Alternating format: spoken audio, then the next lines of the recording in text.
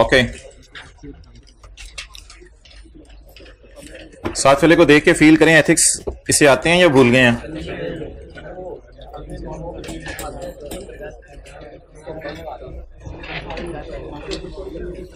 निकालें जी page number 466।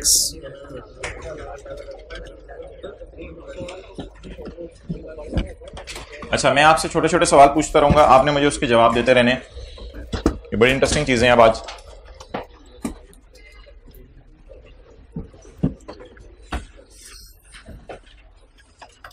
अगर एक चार्टर्ड अकाउंटेंट को कोड ऑफ एथिक्स कुछ और सिखा रहे हों और लॉ पाकिस्तान का किसी सिनेरियो में कुछ और करने का कह रहा हो, तो बताएं ऐसी सूरत में किसकी बात मानी जाएगी? लॉ या रेगुलेशन की बात मानी जाएगी? पढ़ते जाएं और घर जाके भी पढ़ना है इसको। Page number 466।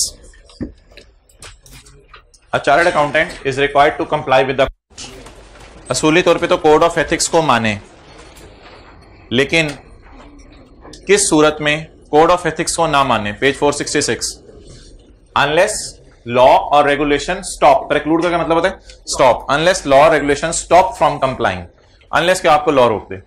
And in such case those laws and regulations shall prevail and CA shall comply with other parts of code. इसका मतलब बता दें, फिर उस मामले में तो लॉ की माने और जो बाकी मामलात हैं उनमें कोड ऑफ एथिक्स की माने। इसकी एक मिसाल मैंने आपको दी थी कॉन्फिडेंशियलिटी की। कॉन्फिडेंशियलिटी आपको रखनी चाहिए, लेकिन अगर लॉ कह दे ये इंफॉर्मेशन बताओ या कोर्ट कह दे फिर आप वो बता दें, लेकिन इसका मतलब ये नहीं कि बाकी चीजें आप में नहीं हो, बाकी होनी चाहिए इंटेग्रिटी और वो सारा। अगला सवाल,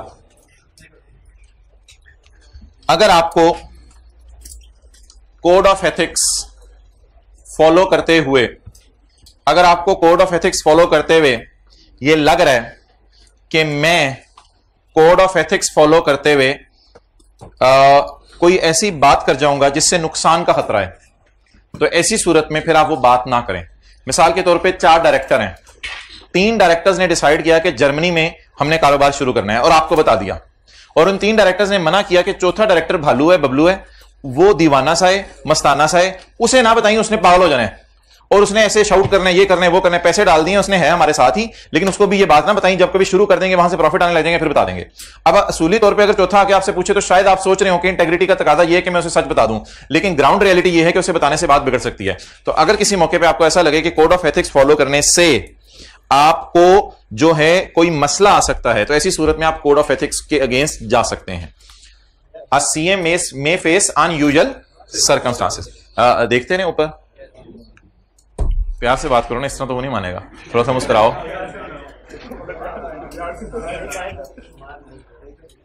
वो क्या लिखा होता है? दिल बराए फरोख, 2 मीठे बोल। तो ये तो आप लोग जो है वो प्यार मोहब्बत से बात किया करें साथ वाले को, ये जो प्यार मोहब्बत। A CA may face unusual circumstances, जैसे मुझे इस वक्त हो रहा है। अच्छा, A CA may face unusual circumstances in which he believes that result of applying the code would be disproportionate, यानी कि प्रोपोर्शनेट हिल जाएगी, कोई अजीब सा मसला हो जाएगा। डिसअप्रोप्रिएट भी वैसे अच्छा लफ्ज था, और might not be in public interest, या पब्लिक को नुकसान हो सकता है इससे। तो ऐसी सूरत में इन दो circumstances the accountant is encouraged to consult with professional और regulatory body. Professional body ICAP और regulatory body SCCP। Professional body ICAP, regulatory body SCCP। तो जहां आपको लग रहा हो कोड ऑफ एथिक्स फॉलो करने में मुझे मसला हो रहा है और इससे लोगों को उल्टा नुकसान हो सकता है, तो फिर ऐसी सूरत में आप किसी बड़े से मशवरा कर लें। कोई कंक्लूजन नहीं दी उसने सिर्फ क्या बड़ों से मशवरा कर लें, फिर जैसे वो गाइड करें। अच्छा, अगली हेडिंग क्या है? ब्रीच ऑफ कोड का क्या मतलब है? कोड को फॉलो करना या कोड की धज्जियां बखेर देना? अ chartered accountant who identifies a breach of code. जब आपको ब्रीच ऑफ कोड पता चल जाए कि कोड की ब्रीच हो रही है, यानी लॉ को वायलेट किया जा रहा है, यानी कोड ऑफ एथिक्स को वायलेट किया जा रहा है, ऐसी सूरत में shall take whatever action available, फिर आपको हर किस्म के एक्शन लेने चाहिए to address the consequences of breach. के ब्रीच के जो नताइज होंगे उसकी वजह से बड़ा खतरा हो सकता है, तो आपको हर किस्म का एक्शन लेना चाहिए। एंड डिटरमिन वेदर टू लगा द शिकायत टू यूजर्स एंड प्रोफेशनल और रेगुलेटरी बॉडी। तो आपको पता चल रहा है कि आपकी ऑर्गेनाइजेशन के अंदर जो है वो बड़े 2 नंबर काम हो रहे हैं। पता चल रहा है आपको कि इंपेयरमेंट लॉस की एंट्री नहीं की जा रही, प्रोविजन फॉर डाउटफुल डेट की एंट्री नहीं की जा रही, हालांकि ये एंट्रीज बनती हैं। तो ऐसी सूरत में सच का तकाजा है कि आप सच बोलें, लेकिन आपने ब्रीच आइडेंटिफाई कर ली, अब आप हर किस्म का एक्शन लें इस इशू को एड्रेस करने के लिए और डिटरमिन करें whether to report the breach to users, कि यूजर्स को ये आपको बताना चाहिए या नहीं कि क्या मसला चल रहा है, और प्रोफेशनल और रेगुलेटरी बॉडी को भी आपको बता देना चाहिए। ये डिटरमिन करें, सोचें। ये सोचने में ऑब्वियसली आप किसी से मशवरा लेंगे। तो ये 2-3 नंबर का अगर आ गया, ऊपर वाली लाइनें तो मेरा नहीं ख्याल ऐसा जा सकती हैं, ये 2-3 नंबर का आ गया कि ब्रीच ऑफ कोड की सूरत में आपने क्या करना है, तो ये 2-3 नंबर का ये आ सकता है। Number 1 take action, number 2 determine whether to report. ये 2 मेन बातें हैं कि शिकायत लगानी है या नहीं। ओके अच्छा जी, ये बातें आपको याद करनी पड़ेंगी, ये कहीं लिखी नहीं हुई। Chartered accountants at all levels. All levels का क्या मतलब है? किसी का हाई लेवल होता है, किसी का लो लेवल होता है? नहीं, चार्टर्ड अकाउंटेंट्स ऑल लेवल। कोई सीएफओ होता है, कोई सीएफओ से नीचे वाले ओहदे पे होता है। Chartered accountants at all level in an employing organisation. Employing organisation का क्या मतलब है? जिन्होंने इसको नौकरी दी हुई है। Are involve in the preparation और प्रेजेंटेशन ऑफ इंफॉर्मेशन। प्रिपरेशन और प्रेजेंटेशन में क्या फर्क है?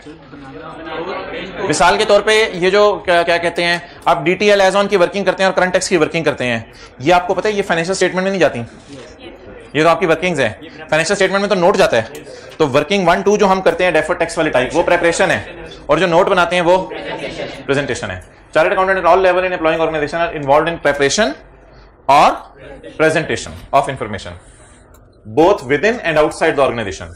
विद इन ऑर्गेनाइजेशन भी इंफॉर्मेशन बतानी पड़ सकती है, इधर से उधर ईमेल करनी पड़ी। आउटसाइड ऑर्गेनाइजेशन जैसे note to the financial statement. किन किन लोगों का चार्टर्ड अकाउंटेंट के इंफॉर्मेशन के ऊपर स्टेक होता है, यानी उन्होंने डिसीजन लेना होता है। Stakeholders to whom such information is prepared include. किन किन लोगों ने इस इंफॉर्मेशन को यूज, कई दफा मैनेजर्स ने, and those charge with governance, ये कौन होंगे? डायरेक्टर्स ने। इन्वेस्टर्स कौन होंगे? बैंक होगा, शेयर होल्डर्स होंगे, एंड लेंडर्स वही इन्वेस्टर्स एंड लेंडर्स, और अदर क्रेडिटर्स या रेगुलेटरी बॉडी एससीसीपी वगैरह। इन लोगों ने चार्टर्ड अकाउंटेंट की इंफॉर्मेशन पे रिलाई करना होता है। इसलिए अगली बात, चार्टर्ड अकाउंटेंट सीए करने के बाद कौन कौन सी इंफॉर्मेशन प्रिपेयर करेगा? Information include financial and information that might be public, जो हो सकते हैं आम लोगों को दी जाए, और यूज्ड फॉर इंटरनल पर्पस, या हो सकते हैं आपकी अपनी ऑर्गेनाइजेशन में रखी जाए। इंफॉर्मेशन कौन कौन सी आपके सीए करने के बाद? परफॉर्मेंस रिपोर्ट्स कि लाहौर की ब्रांच ने कैसा परफॉर्म किया और कैसा ऑपरेट कर रही है। डिसीजन सपोर्ट एनालिसिस, क्या मतलब decision support analysis?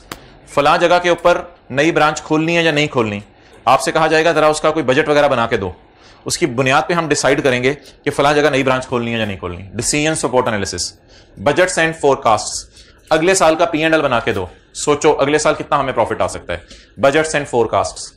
Information provided to internal auditor. Internal auditor कौन होता है? जो PTCL का एम्प्लॉय है और ऑडिट कर रहे हैं। और एक्सटर्नल ऑडिटर कौन होता है? जो PTCL का एम्प्लॉय नहीं है और थर्ड पार्टी है, जैसे कोई फर्म है KPMG, वो ऑडिट करने आ गई। रिस्क एनालिसिस आपको करना पड़ेगा। रिस्क एनालिसिस कई चीजों के अंदर करना पड़ सकता है। मिसाल के तौर पे आपके जो बैंक में पैसे पड़े हुए हैं या आपने जो शेयर खरीदे हुए हैं उनमें डीवैल्यूएशन तो नहीं हो रही, करेंसी है उसमें कोई रिस्क तो नहीं कि डीवैल्यू हो जाएगी, तो बेहतर है बेच दो। रिस्क एनालिसिस चीजों का करना पड़ेगा। General and special purpose financial statement. General purpose financial statements कौन सी होती हैं? ये जो हम बनाते हैं P&L balance sheet. Special purpose financial statement होती हैं बैंक लोन लेने के लिए, बैंक को आपने फाइनेंशियल स्टेटमेंट बना के दे दी, ये स्पेशल पर्पस फाइनेंशियल स्टेटमेंट होती हैं। तो जो हम बनाते हैं वो जनरल पर्पस। टैक्स की कैलकुलेशंस करनी पड़ेंगी, टैक्स रिटर्न्स। टैक्स रिटर्न कुछ नहीं, ये वो करंट टैक्स की जो वर्किंग है ना, ये उसे कहते हैं टैक्स रिटर्न। तो टैक्स वालों को आपको रिटर्न बना के देनी पड़ेगी। Next, reports filed with regulatory bodies for legal and compliance purpose. Reports filed with regulatory bodies, SCCP। और SCCP को शायद आपने बताना होता है कि हमारे डायरेक्टर्स कौन कौन हैं और उनके घर किधर हैं, और इस किस्म की इंफॉर्मेशन, उनकी इंटेग्रिटी के बारे में कुछ किस्म की चीजें आपने बतानी होती हैं। तो ये आपने रिपोर्ट जमा करवानी होंगी। This information will assist stakeholders. Stakeholders कौन से वाले? This information will assist stakeholders. किस इंफॉर्मेशन की बुनियाद पे स्टेक होल्डर्स फायदा उठाएंगे? In understanding the organisation state of affairs and in making the decisions.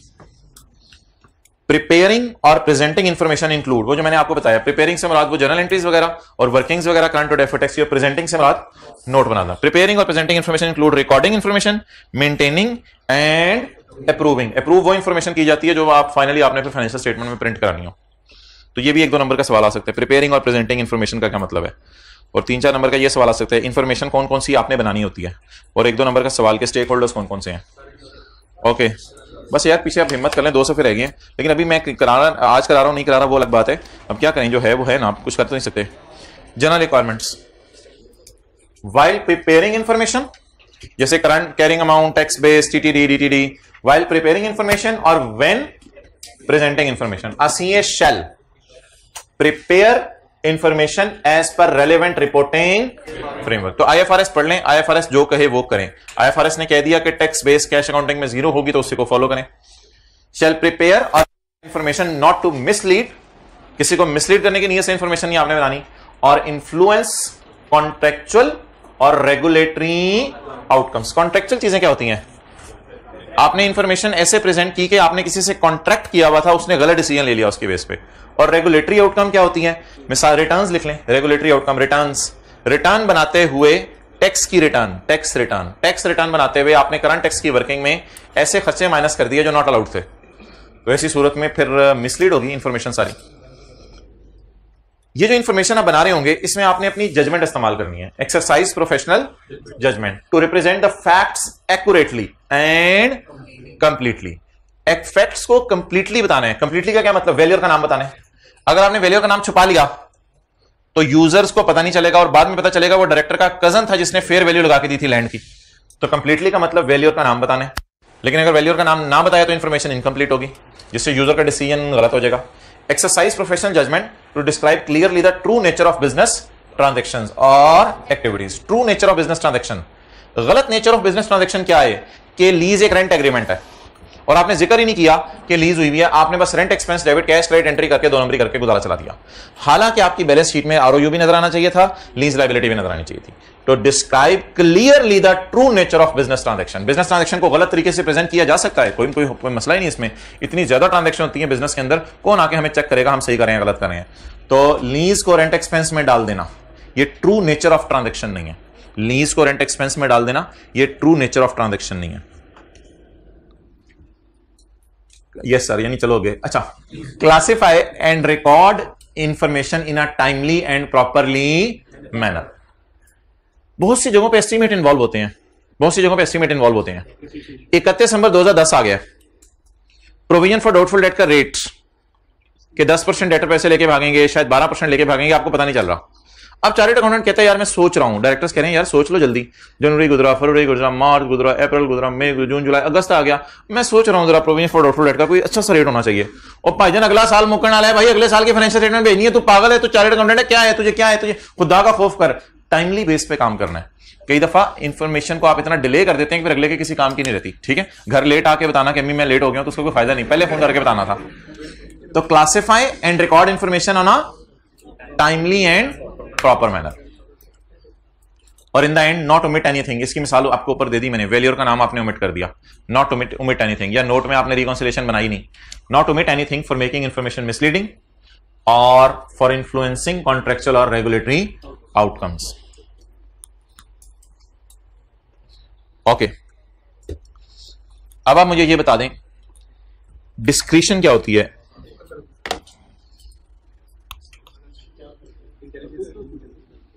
Discretion choice नहीं होती, चॉइस। उसमें से फिर आप एक चीज चूज कर लेते हैं, तो आप कहते हैं मैंने अपनी सवाबदीद के ऊपर ये चीज चूज की, डिस्क्रिशन। अच्छा, क्या हमें स्टैंडर्ड हमारी मर्जी कहीं कहीं लगाने देता है? FIFO ले लो या वेटेड एवरेज ले लो, तो स्टैंडर्ड हमारी मर्जी लगाने दे रहा है। जब इन्वेस्टमेंट प्रॉपर्टी है तो कॉस्ट मॉडल ले लो, या जब IAS 16 है तो कॉस्ट मॉडल ले लो या रिवैल्यूएशन मॉडल ले लो। तो it is use of discretion, use of discretion, use of discretion. यानी 2 चॉइसेस हैं, उनमें से आपकी सवाबदीद है कि आप जहां जो मर्जी चूज करें। Use of discretion in preparing, लफ्ज वही है, इन प्रिपेयरिंग और प्रेजेंटिंग इंफॉर्मेशन। प्रिपेयरिंग और presenting information might require the exercise of discretion in making judgement. The chartered accountant shall not exercise such discretion with the intention of misleading others. आपने इसको उस मकसद से यूज नहीं करना कि अगलों को मिसलीड करें। मिसाल के तौर पे FIFO से वेटेड एवरेज पे स्विच करने की भी इजाजत है। अब आप FIFO से वेटेड एवरेज पे इस नियत से स्विच करके कैसे प्रॉफिट ज्यादा आ रहे थे, तो ये तो कोई रीजन नहीं है। तो डिस्क्रिशन जब आप यूज करें, यूज करते हुए माइंड में प्री सेट ऑब्जेक्टिव ना हो कि आप कई सालों से कॉस्ट मॉडल यूज कर रहे हैं, इस साल आप इसलिए फेयर वैल्यू मॉडल पे आना चाहते हैं कि मैं जरा चाह रहा हूं कि अपनी बिल्डिंग्स को प्राइसेस को ज्यादा शो करूं, इस साल मैंने जरा बैंक से लोन लेना है, और जब ले लिया दोबारा कॉस्ट मॉडल पे वापस आ गए। तो ये चक्कर ना करें, कंसिस्टेंसी होनी चाहिए इंफॉर्मेशन के अंदर। तो इसलिए ऐसा मत करें कि 4 साल कॉस्ट मॉडल यूज किया, फिर 1 साल फेयर वैल्यू मॉडल, फिर अगले साल दोबारा किस पे आ गए, कॉस्ट मॉडल पे आ गए। और किसी पूछने वाले ने पूछा कि अंदर की बात क्या वजह थी, एक साल फेयर वैल्यू मॉडल पे क्यों आए, आपने कहा इस वजह से आए थे कि उस साल जरा प्रॉफिट ज्यादा शो करने थे। तो the chartered accountant shall not exercise such discretion with the intention of misleading others और इन्फ्लुएंसिंग कॉन्ट्रेक्चुअल और रेगुलेटरी आउटकम्स इनअप्रोप्रिएटली। वो जैसे ऊपर वाली बात है कि आपने रेगुलेटरी आउटकम्स या कॉन्ट्रेक्चुअल आउटकम्स को गलत शो करने के लिए ये नहीं करना। कॉन्ट्रैक्ट होता है दो बंदों के दरमियान मुआहदा, तो उसके अंदर आपको ऐसी चीज शो कर दें जिससे अगले बंदे को गलत डिसीजन की तरफ ले जाए। Example of ways in which discretion might be misused. कहते हैं अब बातें गोल गोल हो रही थी, कहते हैं मैं सीधी सीधी आपको बातें बताऊं जहां जहां आप इंफॉर्मेशन अपनी डिस्क्रिशन को मिसयूज कर सकते हो टू अचीव गलत outcomes, inappropriate outcomes include determining estimates. मिसाल देते रहे आगे, determining fair values. Fair value में एस्टिमेट्स होते हैं। अब एस्टिमेट्स में आप एक डीलर ने कहा कि करोड़ रुपए की आपकी है, दूसरे डीलर ने कहा 90 लाख की है, आपने कहा चलो करोड़ रुपए वाली कर दो। हालांकि 2-3-4 डीलर से जाके आपको एक फेयर बेस पे आना चाहिए था, लेकिन आपने कहा यहां पे कौन पूछने वाला है, चलो भी करोड़ रुपए पे फेयर वैल्यू लगा दो। नंबर 1।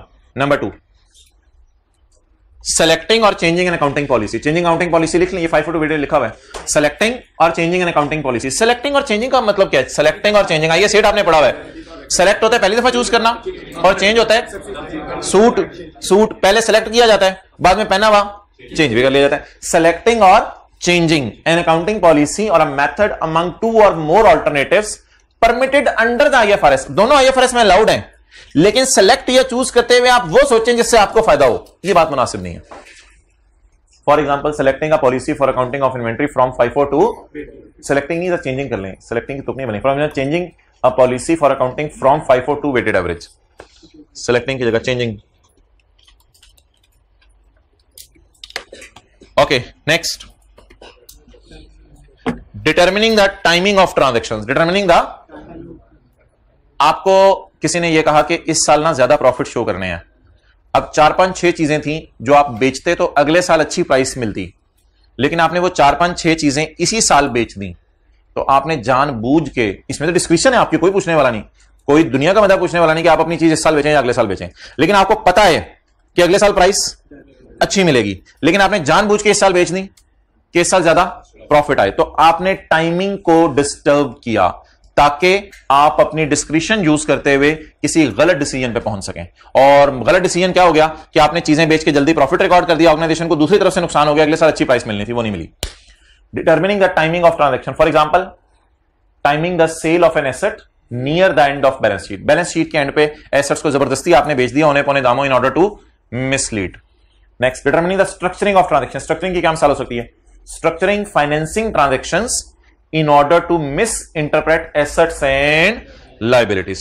फाइनेंसिंग ट्रांजैक्शंस कैसे स्ट्रक्चर हो सकती हैं कि बैंक लोन पेएबल है कितना, 40 मिलियन का, ये तो होगा लाइबिलिटी, और किसी बैंक में आपके पैसे पड़े हुए हैं डिपॉजिट 30 मिलियन, ये तो आपका एसेट है। आपने सारे की जगह बैलेंस शीट में लोन शो कर दिया 10 का, ये तो गलत बात है ना। तो ये फाइनेंसिंग को आपने ऐसे मिस इंटरप्रेट करवाया है कि लोग समझ रहे हैं यार इन्होंने तो 10 मिलियन का लोन लिया हुआ, कोई नहीं, छोटा मोटा लोन है। नोट कर लें।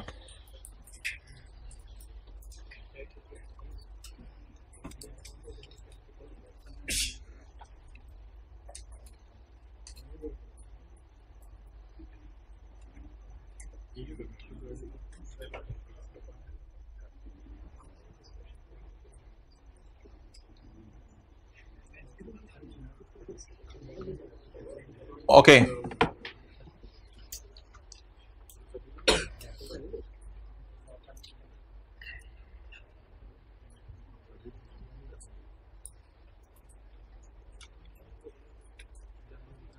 अच्छा भाई ज़बानी याद कर लें, कहां कहां डिस्क्रिप्शन यूज होती है? अंदाजे लगाते हुए, अकाउंटिंग पॉलिसी सेलेक्ट या चेंज करते हुए, timing of transactions, structuring of transactions, selecting disclosures. सारे डिस्क्लोजर्स लगाने चाहिए या कुछ डिस्क्लोजर सेलेक्ट करके लगाने चाहिए? Selecting disclosures, for example omitting information relating to name of valuer in case of revaluation of PP. तो ये भी आपने डिस्क्रिप्शन को मिसयूज किया है, सिलेक्ट किया आपने अपनी मर्जी का डिस्क्लोजर। ओके, चलें जी, बस आखिरी बात, ये आसान सी बात है। क्या कभी ऐसा काम करना पड़ सकता है जिंदगी में जिसके लिए स्टैंडर्ड ना बने हों? शादी कहां से आ गई? ओ खुदा का खौफ कर यार। IS 3। अच्छा, क्या कभी जिंदगी में मरने के लिए भी कोई स्टैंडर्ड नहीं बने। अच्छा, क्या कभी ऐसा काम, ये भी तो बोला करो, इस तरह की बातें तो उधर ही जा रहे हो। अच्छा, क्या कभी ऐसा काम करना पड़ सकता है जिंदगी में जिसके लिए स्टैंडर्ड ना बने हो? मिसाल के तौर पे आपने बजट बनाने, बजट का क्या मतलब है? इस कॉलेज का आपको कह दिया जाए अगले साल का बजट बनाओ, तो डेट इज बिट टफ है। कितने स्टूडेंट्स आएंगे, क्या होगा, खर्चे कितने होंगे, बिजली के बिल कितने बढ़ जाएंगे, एक बड़ा कॉम्प्लिकेटेड काम होता है बजट बनाना। लेकिन इसमें स्टैंडर्ड कोई अवेलेबल नहीं है। जैसे कुछ अर्सा पहले IS 41 नाम की कोई चीज नहीं होती थी, एक अरसा था IS 41 नहीं होता था, तो तब एग्रीकल्चर के बारे में भी लोग अपने अंदाजे लगाते थे। तो जिस चीज पे अभी तक स्टैंडर्ड नहीं आ सके दुनिया में, वो काम भी जिंदगी में करने पड़ सकते हैं। तो क्या करें? व्हेन परफॉर्मिंग प्रोफेशनल एक्टिविटीज, अब आप प्रोफेशनल्स है ना, बिहेव भी उसी तरह की। व्हेन परफॉर्मिंग, रोजाना आया करें, टाइम पे आया करें, टेस्ट दिया करें, रोजाना जाके होमवर्क किया करें। When performing professional activities, especially those that do not require compliance with the relevant standard, especially वो जिनमें स्टैंडर्ड फॉलो करना जरूरी नहीं है। The chartered accountant shall exercise judgement, अगर हो तो अकल इस्तेमाल करें। तो चार्टर्ड अकाउंटेंट शैल इस्तेमाल अकल टू आइडेंटिफाई पर्पस। भाईजान ये बजट किस लिए बन रहा है? जी इसलिए बन रहा है कि हमने बैंक से लोन लेना है। अच्छा, हो सकता है इसलिए बन रहा हो कि हमने शेयर होल्डर से पैसे लेने हैं, हो सकता है इसलिए बन रहा हो कि बजट की बुनियाद पे डायरेक्टर्स सोचेंगे पैसे लेने भी हैं या नहीं लेने। तो आपको पर्पस पता होना चाहिए इंफॉर्मेशन का, क्यों बन रही है, context within which it is given, किस कॉन्टेक्स्ट के अंदर है ये, अगेन वही बात होगी purpose, and the audience to whom it is addressed. अगर शेयर होल्डर से लोन लेना है तो उनके लिए बन रही होगी, अगर बैंक से लोन लेना तो उनके लिए बन रही होगी। तो ये इंफॉर्मेशन के बारे में आपको मोटी मोटी बातें पता होनी चाहिए, ऐसी नहीं अन्य वानी डायरेक्टर का बजट ना सर मैं ला रहा हूं इंशाल्लाह कल तक, और पूछो क्यों सर, किसके लिए सर, इस बजट से उनका फायदा क्या होगा, अच्छा इस बजट से उन्होंने क्या डिसीजन लेना है सर, हम इसमें क्या क्या चीजें इनको, ये सारी बात करके मेरा बजट बनाए। फॉर एग्जाम्पल व्हेन प्रिपेयरिंग और प्रेजेंटिंग प्रोफार्मा रिपोर्ट्स और बजट्स, प्रोफार्मा रिपोर्ट्स ये होती हैं कि बता दो लाहौर की सेल कितनी है, लाहौर के अंदर आप देखो नॉर्थ के एरिया में सेल कितनी है, साउथ के एरिया में सेल कितनी है। तो ये भी चीजें हैं जो स्टैंडर्ड ने नहीं बताई। When presenting reports, when presenting budgets और फोरकास्ट, एक ही चीज है बजट और forecast. The inclusion of relevant estimates, फिर आपको एस्टिमेट लगाने पड़ेंगे कि अगले साल 10% बिजली बढ़ जाएगी, बिजली का बिल बढ़ जाएगा, अगले साल शायद मैं मालिक मकान को कन्विंस कर लूं और किराया कम करवा लूं। कोई भी एस्टिमेट्स आपको लगाने पड़ेंगे, अप्रोक्सीमेशंस लगानी पड़ेंगी, असम्पशंस लगानी पड़ेंगी, where appropriate would enable those who might rely on such information। वो लोग होंगे, बैंक होगा या इंडिविजुअल्स होंगे, to form their own judgement, उसकी बुनियाद पे वो डिसाइड करेंगे कि हमने कंपनी को पैसा देना है या नहीं देना। हो सकता है आप गलत बजट बना के लाखों लोगों की सेविंग्स घरों से लाके उस कंपनी में झोंक दें और बाद में कंपनी डूब जाए, वो लोग जो आपको पकड़ने आगे। The chartered accountant might also consider, तो बड़े बड़े गेमें होने वाली हैं अभी आपके साथ। The chartered accountant might also consider, तो एथिक्स का चैप्टर पढ़ते रहिएगा। The chartered accountant might also consider clarifying the intended audience, context and purpose of information to be presented। Underline करें, क्लैरिफाइंग द ऑडियंस। ऑडियंस को clarify कैसे कर सकते हैं? assumptions नीचे दे दें कि I have assumed in this budget that electricity will increase by 10%। अब अगर कल कल को यूजर ने आके कहा कि भाईजान बिजली के बिल तो 30% बढ़ गए हैं, तो आप कहेंगे इसमें मेरा क्या कसूर है, मैंने तो आपको नोट दे दिया था कि मैं ये assumption ली है। तो ऐसी सूरत में आप रिस्की साइड पे नहीं होंगे, आप बचत हो जाएगी आपकी। तो क्लैरिफाई ऑडियंस को करना बहुत जरूरी है। ये क्यों हो रहा है? क्योंकि ऑडियंस क्या समझती है? ऑडियंस समझती है मुझे रगड़ा लगा रहे हैं, क्लास के बाद एमसीक्यू के लिए बुला लेंगे, उधर से टेस्ट की डिस्कशन कल की अपलोड हुई है वो नहीं मैंने सुनी। अब ऑडियंस को जब तक क्लैरिफाई नहीं करेंगे पुत्र तेरे साथ अगस्त में क्या होनी है, तो वो तो इसको बोझ ही समझेगी। वरना तो ऑडियंस के दिल के अंदर यही आता है ना, ये लुट मची दिया, हाथ होगी, हमने इतनी ज्यादा तो फीस नहीं दी थी, कितना बढ़ा दें, एक रीजनेबल फीस हमने दी थी तो लुटी में चाह दी है ये तो पैसे कब के पूरे हो चुके हैं, 50-60 लेक्चरों में ही पैसे पूरे हो गए, तो क्या कर रहे हैं। अच्छा, तो इसलिए ऑडियंस को क्या करके चलें, क्लैरिफाई करके चलें, वरना उन्होंने नहीं एमसीक्यू की डिस्कशन के लिए आना। ओके चलें जी, over over over over over. बस आज अब मैंने सोचा था कि कुछ पढ़ाना नहीं है नया, बस सारी चीजें रिवाइज करें अभी तक जो पढ़ी हैं। ऐसा करते हैं, सबसे पहले IS 21 के साथ कल रिवोल्यूशन पढ़ी थी वो रिवाइज कर लेते हैं। कोई एमसीक्यू निकालते हैं, IS 21 के साथ रिवोल्यूशन पढ़ी थी, फॉरेन करेंसी, तो वहां से शुरू करते हैं। कल इंशाल्लाह शुरू करेंगे IFRS 8, आज नहीं। निकालें IS 21, निकालें भाई IS 21।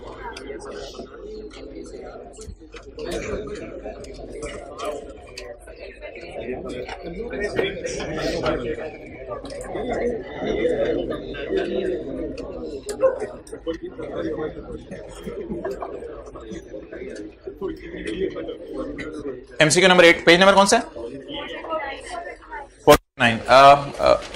मेरे डियर ये ना अब्दुल्ला राजपूत को मैसेज कर दें कि कोई ऐसा रिमोट लाए कि ये एसी नजर आ रहा है 16 पे लेकिन खुल जाइए। शर्मा रहा है, आज बोलते हुए भी शर्मा रहा है, लब बंद कर लिए इसने। जुपिटर लिमिटेड, माशाल्लाह जमीन पे बैठे बैठे, जुपिटर, पेज नंबर भालू 429 है आपकी बुक का। जुपिटर लिमिटेड की फंक्शनल करेंसी पाक रुपीज है।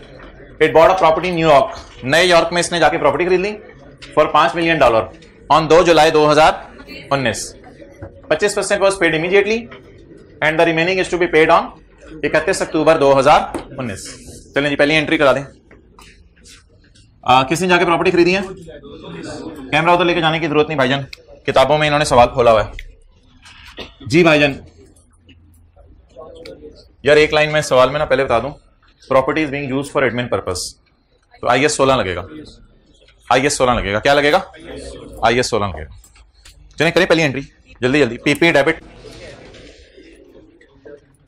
चलें जी PP डेबिट करें और कैश क्रेडिट करें और पेएबल क्रेडिट करें। Jupiter limited function, it bought a property in New York for $5 million on 2019।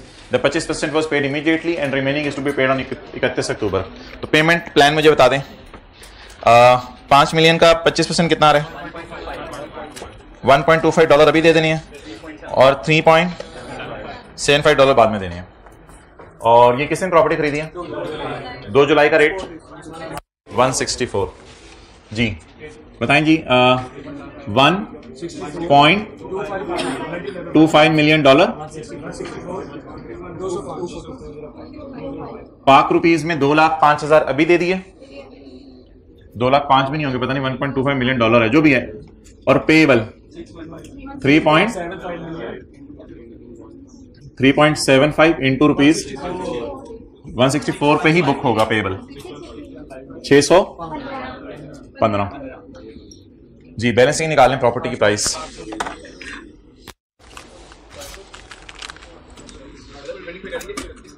अच्छा मोहतरम, इसमें ऐसा तो कुछ नहीं कि एडवांस वगैरह दिया है, एडवांस वगैरह तो कोई नहीं है। तो PP 820 जी। अब आप पूछें। यार ये एक चीज भाई को भूल गई है, कुछ लोगों को ये मसला आता है काफी दिनों बाद जब IS 21 करें। एक बार याद रखिएगा, जिस वक्त चीजें परचेज होती हैं ना तो पेएबल इसी पे बुक होते हैं, बाद में जो अगले वाले रेट्स होते हैं ना उनको पेएबल की वर्सेस वाली कैलकुलेशन से गुजारने के लिए होते हैं। तो ये चीज अगर भूल गया तो जहन में ले आए, 2 जुलाई के सारे रेट यूज करने हैं। जब एंट्री 2 जुलाई को हो रही है तो रेट भी सारा 2 जुलाई वाला यूज करना है। Okay, and the remaining amount is to be paid on 31 October 19। हमारा साल कब खत्म हो रहा है? पेमेंट कब होनी है? अगले साल। अच्छा, डेप्रिसिएशन कितने ऐसे की चार्ज करेंगे? जुलाई, अगस्त, सितंबर डिडक्शन चार्ज करेंगे। The fair value of the property is $5.1 million on 30 सितंबर 2019। तो 30, अच्छा आपको एक चीज याद हो कि मैंने कहा था जो IS 40 है ना उसमें आप T अकाउंट बना लिया करें। हैंड रिटन पेज एक दिखाया था, उसमें हम T अकाउंट बनाते थे क्योंकि उसमें डेप्रिसिएशन नहीं थी। BD और कैरी डाउन फेयर वैल्यू दी होती थी, उन दोनों का डिफरेंस ले लेते थे, उधर हम T अकाउंट बनाते थे। लेकिन इधर T अकाउंट बनाने की जरूरत, इन्वेस्टमेंट प्रॉपर्टी में हम T अकाउंट बनाते थे, कॉस्ट आती थी, कैरी डाउन आता था, बैलेंसिंग गेन और लॉस आ जाता था। इन्वेस्टमेंट प्रॉपर्टी में T अकाउंट बनाते थे। IS 16 में T अकाउंट बनाते हैं या वर्किंग बनाते हैं? डेट डिस्क्रिप्शन वाली वर्किंग बनाते हैं। चलें जी, बता दें ईयर एंड के ऊपर रिवैल्यू हो रहा है या स्टार्ट ऑफ ईयर के ऊपर रिवैल्यू हो रहा है? हिम्मत करें। 30 सितंबर ईयर एंड पे रिवैल्यू हो रहा है, तो फिर क्या करूं? 30 सितंबर की पहले बुक वैल्यू निकालूं, कितना सा डेप्रिशिएट करूं? 3 महीने डेप्रिशिएट करें, तो 3 महीने डेप्रिशिएट करवाएं। Date description asset revaluation P&L शायद कोई नहीं है। 2 जुलाई 19 कॉस्ट बोले 820। 30 सितंबर 19 depreciation 820 divide by 50 into 4.5 done. So what is 30 सितंबर 19 की WDV? 815.9। कल याद है इधर जिस वक्त फेयर वैल्यू आनी थी तो फॉरेन करेंसी का रेट देखा था, क्योंकि न्यूयॉर्क के अंदर वैल्यू हो रही है ना इसकी, तो रीवैल्यूड अमाउंट पहले न्यूयॉर्क में बताएंगे एसेट कितने का हो गया? $5.1 मिलियन का न्यूयॉर्क के अंदर हो गया। तो वो तो नए यॉर्क के अंदर हो गया, तो पुराना पाकिस्तान वापस आ गया। पुराने पाकिस्तान में देख लें कितने गए, न्यूयॉर्क में कितने गए?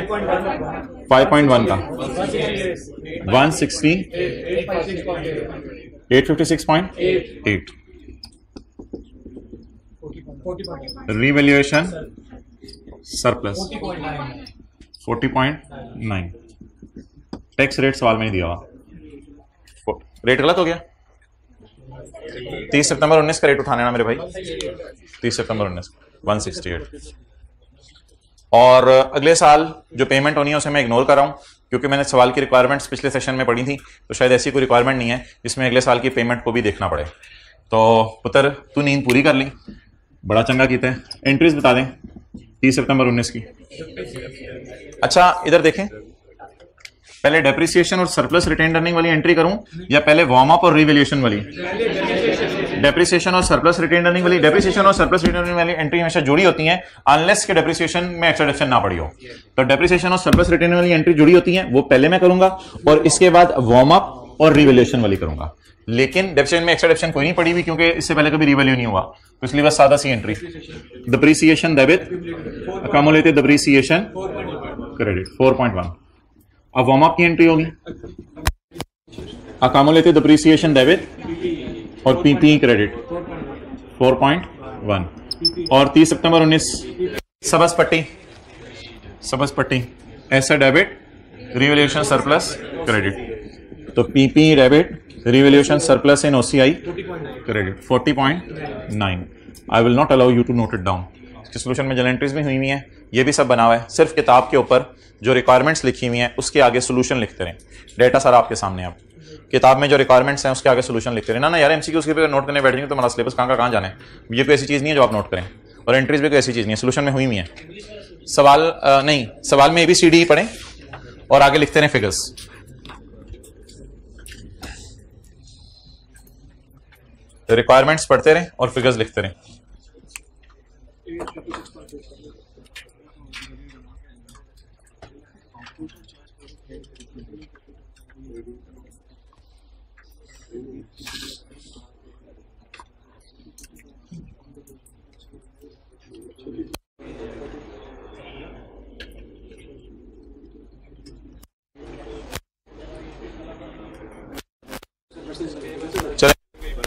वर्सेस वाली कैलकुलेशन की एंट्री रह गई है हमारे से, मादरत रह गई है, वो होनी है। वर्सेस वाली कैलकुलेशन की एंट्री होनी है। बोलें जी 30 सितंबर 19 वर्सेस वाली कैलकुलेशन। पेबल कितने पे खड़ा है? 615 पे। अच्छा लेके किस पे जाना है? रेट हो गया ईयर एंड पे 166 और 68 के ईयर एंड पे 168 है। गुड।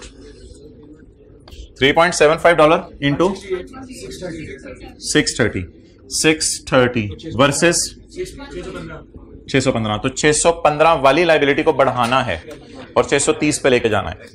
तो एक्सचेंज लॉस, ये हम IAS 12 में बातें कर रहे थे। एक्सचेंज लॉस अकाउंटिंग वाले P&L में डालते हैं। मुझे एक दिन बात चल रही थी ना, एक्सचेंज लॉस अकाउंटिंग वाले P&L में डालते हैं, लेकिन टैक्स वाले एसेट की कॉस्ट में ऐड करते हैं। पास पेपर का क्वेश्चन किया था 12 शायद जी। Exchange loss 50 requirements at which amount the property shall be presented in balance sheet 856.8। अच्छा यार एक बात जरा सोचें, थोड़ा सा ना बड़े हो जाएं, वो बैठ गया सही तरह। अच्छा अगर पेपर में सवाल है कि बैलेंस शीट में ये किस पे अपीयर होना है, तो आप ऐसे भी तो सोच सकते हैं। भाई बड़ी इंपॉर्टेंट बात कर रहा हूं, आप ऐसे भी तो सोच सकते हैं कि डेप्रिसिएशन शुरू में चार्ज हो जाएगी, इसलिए डेप्रिसिएशन तो चार्ज करने की जरूरत नहीं, ईयर एंड पे बस रीवैल्यू होना है। तो अगर कैलकुलेटर पकड़ के इन दोनों को मल्टीप्लाई कर दें तो इस पूरी वर्किंग को अवॉइड करके आप ये फिगर निकाल नहीं सकते। ये फिगर ऐसे भी तो निकल सकती है। Next, what is the total खर्चा या खुशी? या ऐसा भी हो सकता है खर्चा ज्यादा हो जाए या खुशी ज्यादा हो जाए, नेट फिर कर सकते हैं। व्हाट इज द टोटल खर्चा और टोटल खुशी, या नेट करके क्या आ रहा है इन P&L in respect of the above. सारे डेटा के बारे में P&L में क्या आ रहा है। तो इधर से ना देखें, बेशक इधर से देख लें। खर्चा कितना आ रहा है? 4.1। और एक और खर्चा ये आ रहा होगा 15 जमा 4.1 19.1। तो 19.1 खर्चे में चला जाएगा। What is the total credit and surplus in respect of above? Surplus में कितना क्रेडिट गया? 40.9। Eight which amount the payable shell be presented in balance sheet? Balance sheet में पेएबल किस पे आने हैं? 630 पे। Carry down balance. For this part of requirement assume that cost model is used। इधर क्या लिखा हुआ था? पहले लिखा हुआ था revaluation model. assume that cost model is used at which amount the above property shall be presented in balance sheet on 30 सितंबर 19। हाँ जी फिर तो रिवेलेशन नहीं होगी ना, तो फिर 815.9 डन। अच्छा, एक चीज अब मैं आपसे पूछने लगा हूं, requirement number F for fraud.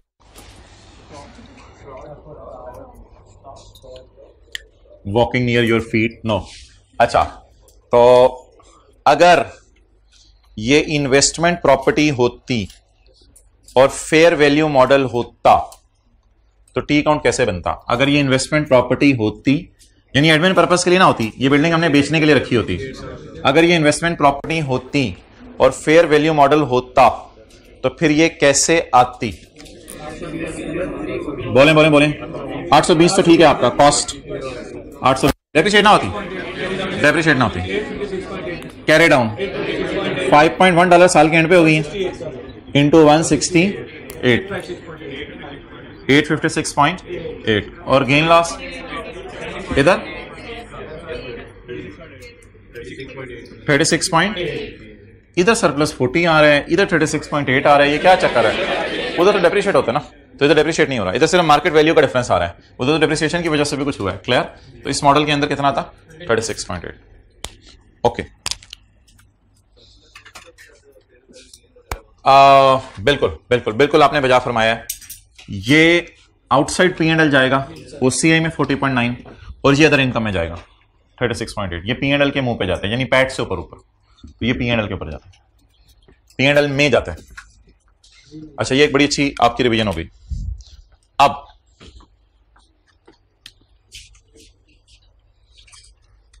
IAS 21 का एक कॉन्सेप्ट रिवाइज हम करने लगे हैं। मॉनेटरी आइटम्स को ईयर एंड के ऊपर छेड़ा नहीं जाता, ईयर एंड के ऊपर मॉनेटरी आइटम्स को छेड़ा नहीं जाता। छेड़ने का मतलब होता है रीट्रांसलेट करना, यानी लेटेस्ट रेट पे लाना। मॉनेटरी आइटम्स को ईयर एंड पे छेड़ा नहीं जाता। लेकिन अगर मॉनेटरी आइटम्स में फेयर वैल्यू या रिवैल्यूएशन मॉडल यूज हो रहा हो तो बाय डिफॉल्ट हमें उन्हें ईयर एंड के रेट पर लाना पड़ता है। नॉन मॉनेटरी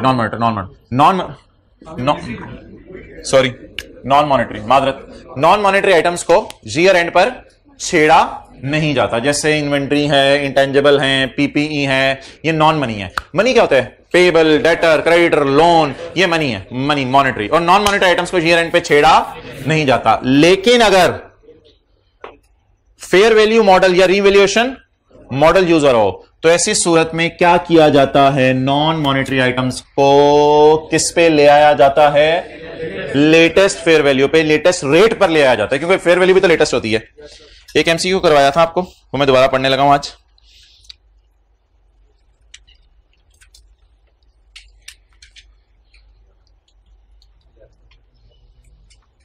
एमसीक्यू नंबर 11 का B, non monetary items carried at fair value. Non monetary items carried at fair value. जैसे ये बिल्डिंग थी पीपीई वाली और ये इन्वेस्टमेंट प्रॉपर्टी थी, कॉस्ट मॉडल पे नहीं। Non monetary items carried at are retranslated, आमतौर पे नहीं किया जाता वैसे, are retranslated at the date when the fair value is measured. Is it so? बिल्कुल, इनको रीट्रांसलेट किया जाता है at the date fair value is measured, at the date fair value is measured. लेकिन आम हालात में क्या है? चलें अब ये रूल लिख लें IAS 21 का, किताब में कहीं लिख लें, जहां भी लिख लें। Non monetary items are not retranslated at year end. Non monetary items bracket में लिखें, PP, intangible, investment property. Non monetary items bracket में लिखें, PP, intangibles, investment property are not retranslated at year end, are not retranslated at year end. However,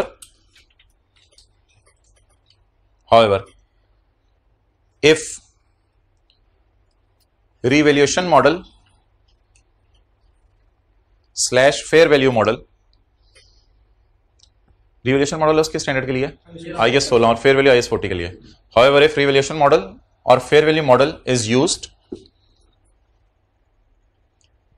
then these are retranslated then these are retranslated at the date when fair value was measured, at the date when fair value was measured.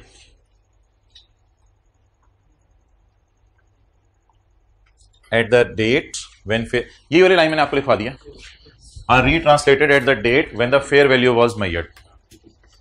पहली बात ये होगी. दूसरी बात, वो इससे भी ज्यादा इंपॉर्टेंट बात है, एसेट कितने का था? $5 का, $5 का, और क्या एक्सचेंज रेट था? 164. बड़ी मजे की बात, बड़ी इंटरेस्टिंग बात, बड़ी गौर से सुननी है.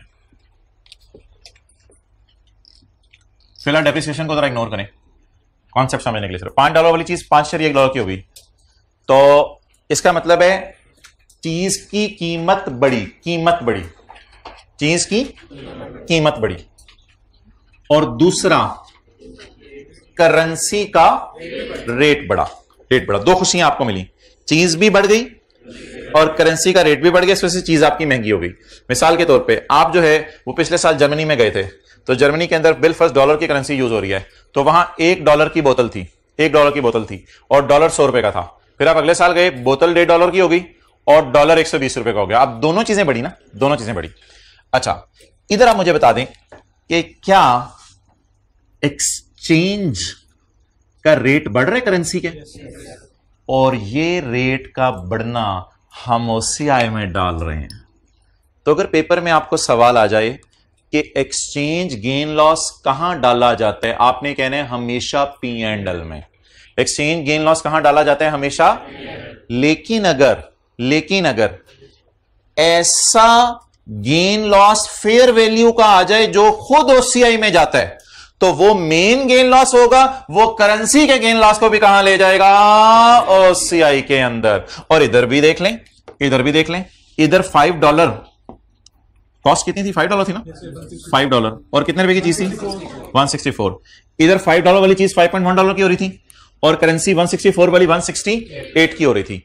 लेकिन इधर क्योंकि IS 40 वाला गेन P&L में जाता है, इसलिए एक्सचेंज गेन भी उसके साथ मुझे भी P&L में ले जाओ. और इधर IS 16 वाला गेन क्योंकि OCI में जाता है, तो एक्सचेंज गेन ने भी क्या कहा? मुझे भी साथ ही ले जाओ. तो IS 16 और IS 38, इनमें जब लिखवाता हूं सारा भी, IS 16 और IS 38, इनमें जब क्या यूज हो रहा हो? Revaluation model. तो ऐसी सूरत में एक्सचेंज गेन्स वहीं जाएंगे जहां जाता है रिवैल्यूएशन गेन. और मेरे भाई, इसमें अल्लाह का शुक्र है, आपको कुछ करने की जरूरत नहीं है, बाय डिफॉल्ट ये वर्किंग सब कुछ कर रही होंगी, आपको पेपर में परेशान होने की जरूरत नहीं. लेकिन थ्योरी और MCQ के हद तक यह बात हमें पता होना जरूरी है.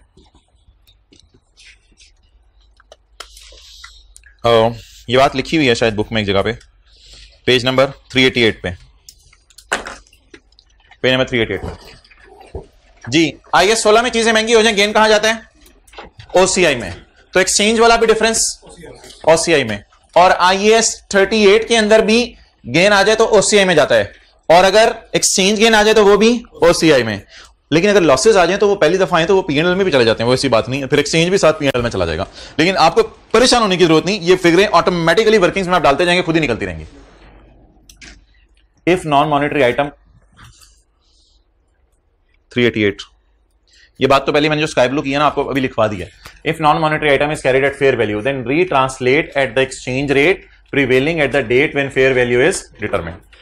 The exchange difference is recorded in same location. The exchange difference is recorded in same location as the revaluation gain or loss. मतलब आगे पढ़ें. The revaluation gain when there is no पुराना loss, जब कोई loss ना और पहली दफा surplus आए जिंदगी में. The revaluation gain under IS 16 and IS 38 is recorded in.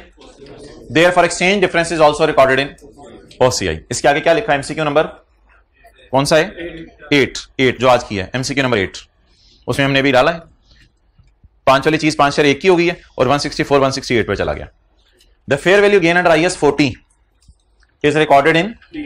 Therefore आगे फिक्रा खुद पूरा करें. Therefore exchange difference is also recorded in P&L. तो जहां मां जाएगी वहीं बेटे को लेके जाएगी. और मां के बारे में आपने IS 16 और IS 40 में FR1 में पढ़ा था. और बच्चे के बारे में एक्सचेंज डिफरेंस के बारे में आपने पढ़ाए FAR 2 के अंदर, ठीक है। तो FAR 1 को प्रीवेल करेंगे, FAR 1 छा जाएगी FAR 2 के ऊपर। IAS 16 वाला गेन सरप्लस में जाता है तो IAS 20 वाला भी सरप्लस में और OCI में जानी, और IAS 40 वाला गेन लॉस P&L में जाता है। तो अगर साथ उसके एक्सचेंज गेन लॉस जुड़ के आ जाए तो वो भी कहां चला जाएगा, P&L के अंदर चला जाएगा।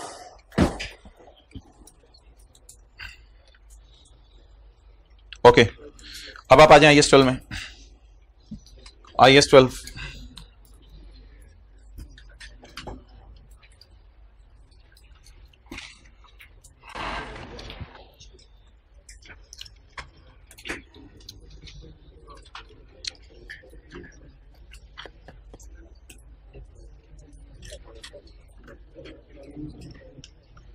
यार वीडियो आप पॉज कर दो 3 मिनट के लिए, पेज 263 पे आए और पेज 264 पे, पेज 264 पे ये एग्जांपल्स आ रही हैं।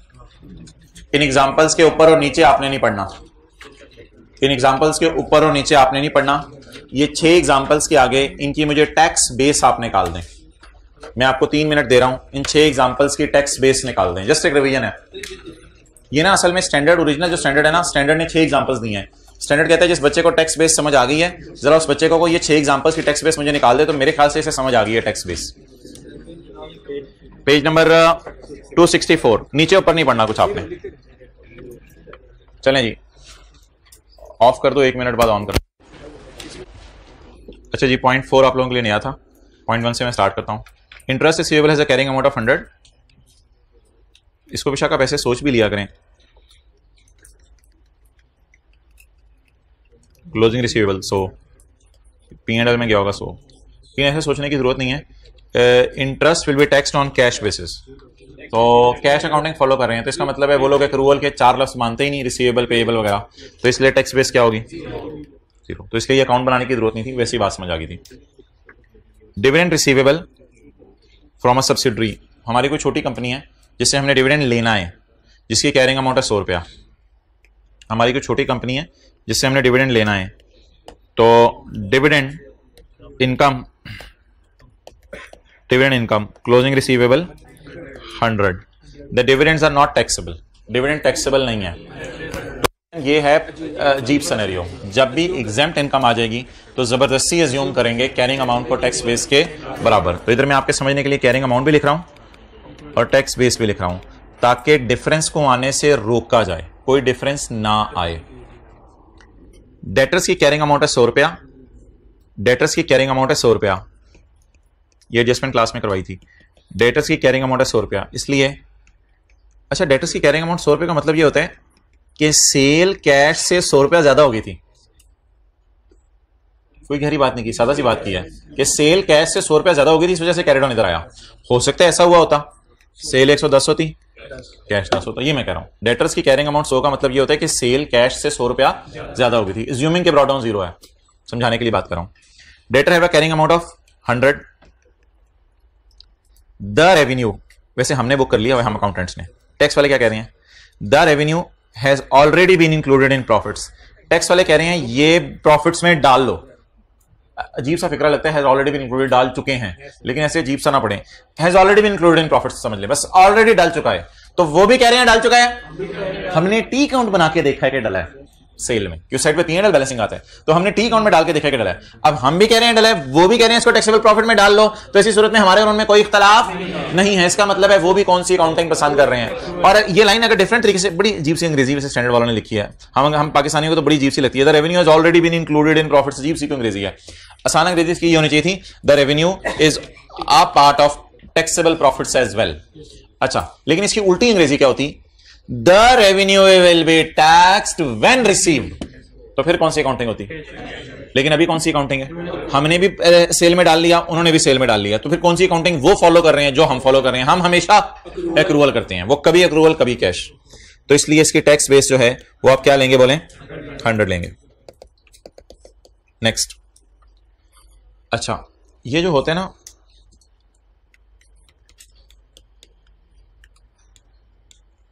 लोन,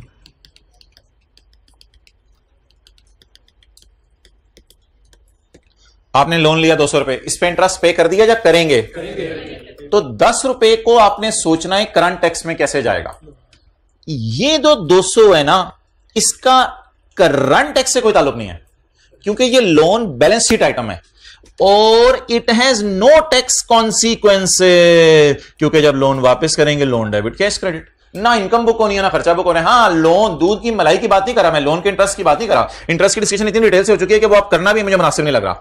लोन के प्रिंसिपल की आज मैं आपसे बात करने लगा हूं पहली दफा। लोन का principal has no tax consequences, याद रखिएगा। वाई? टैक्स कॉन्सिक्वेंसेस क्या होते हैं? या इनकम में डाल दो या खर्चे में माइनस कर दो। क्या जब मैं लोन वापस करने जाऊं तो टैक्स वाले कुछ मुझे कहेंगे, या तुमने लोन वापस कराए हो खर्चा नहीं, इतनी लूट नहीं मची हुई, मुझे खर्चे में डालने दें, इतने अच्छे नहीं है टैक्स वाले 200 पूरे को खर्चे में डालने दें, ये मेरा खर्चा नहीं है। तो ना टैक्स वाले इस 200 को किस में डालेंगे? इनकम में। तो when I obtain a loan and when I repay the loan, there are no tax consequences at both times. इसलिए टैक्स वाले अगर आपकी बैलेंस शीट में फिलहाल लिया हुआ लोन है और आपने करंट वो जो डेफर टैक्स की वर्किंग में सीए और टीबी, इसको जबरदस्ती आपने बराबर लेना है, क्योंकि हम इन दोनों में जो डिफरेंस है वो ना टैक्सेबल है ना डिडक्टेबल है। क्योंकि लोन तो ऐसी चीज है जो ना इनकम में जाती है ना खर्चों में जाती है। उसका इंटरेस्ट की बात नहीं कर रहा मैं, लोन खुद की बात कर रहा हूं, ना खुद इनकम में जाता है ना एक्सपेंस में जाता है। इसलिए अगर इसके टैक्स बेस गलती से कोई जीरो लेता है तो खतरा क्या हो जाएगा? या टैक्सेबल टेम्परेरी डिफरेंस होगा या डिडक्टेबल होगा। ना टैक्सेबल है ना डिडक्टेबल है। तो बता दें लोन रीपेमेंट के कोई कॉन्सिक्वेंसेज हैं? Loan repayment is not. इसलिए एक और अजीब सी बात आज सुन लें, लोन के प्रिंसिपल की भी कैरिंग अमाउंट और टैक्स बेस हमेशा बराबर लिया करेंगे ताकि डिफरेंस जीरो आए। तो लिख लें, ये लोन रिसीवेबल का प्रिंसिपल है। मैं तो लोन पेएबल आपको समझा बैठा हूं और ये रिसीवेबल है, उससे कोई फर्क नहीं पड़ता। इसकी कैरिंग अमाउंट 100 है, टैक्स बेस भी 100 है, क्योंकि हम चाहते हैं इन दोनों में डिफरेंस ना आए।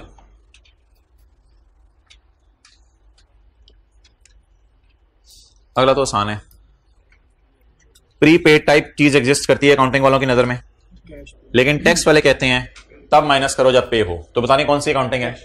कैश अकाउंटिंग में आपने सब्र करना है, तो टैक्स बेस कितना लें? 0 लें। पॉइंट नंबर 6, अजीब अजीब मुश्किल इंग्लिश लिख दी लॉ बनाने वाले ने, आईएफआरएस वाले ने अजीब मुश्किल इंग्लिश लिख दी। मशीन की कॉस्ट 100, कैरिंग अमाउंट अकाउंटिंग वाले आज तक कितना डेप्रिशिएट कर चुके हैं? 10। For tax purposes depreciation of 30 has already been deducted in current and prior periods. इसका मतलब इस साल की डेप्रिसिएशन चार्ज हो चुकी है। ये अकामुलेटेड डेप्रिसिएशन है टैक्स वालों की, ये बुक वैल्यू है accumulated. For tax purposes depreciation of 30 has already been deducted in current and prior periods. बाकी छोड़ दें। अब आप मुझे बता दें कि टैक्स बेस क्या आ गई? 70। What is cost? 100। What is carrying amount? 90। What is tax base? 70। इस 70 के बारे में हम कैसे सोचा करते थे? किसी को याद हो? इस 70 के बारे में हम जो सोचा करते थे वो इसने इंग्लिश में लिखा है। इस 70 के बारे में हम क्या सोचते थे? या तो ये 70 फ्यूचर के अंदर डिडक्शन के तौर पर माइनस हो जाएगा ऐसे डेप्रिसिएशन के नाम से। ऐसा भी तो हो सकता है कि ये 70 फ्यूचर में खर्चे के, भाई बड़ी इंपॉर्टेंट बात करने लगा हूं, ऐसा भी तो हो सकता है ये 70 फ्यूचर में डेप्रिसिएशन के नाम से माइनस ना हो, बल्कि ये अगले दिन चोरी हो जाए एसेट। तो टैक्स वाले कहेंगे हम आपके लॉस को मानते हैं।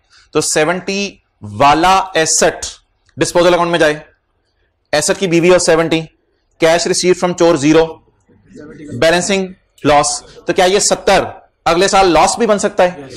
और अगर थोड़ा एसेट अपने पास ही रहे तो आहिस्ता आहिस्ता ये 70 डेप्रिशिएट भी हो सकता है। ऐसा भी हो सकता है कि 70 वाला एसेट हमारे पास रहे और हमें रेवेन्यू कमा के देता रहे, और कल कला को ये 70 वाला जो एसेट है इसको जब मैं बाजार लेके जाऊं तो ये 70 वाला एसेट मेरा 72 का बिक जाए, तो मुझे 2 का क्या आ जाए?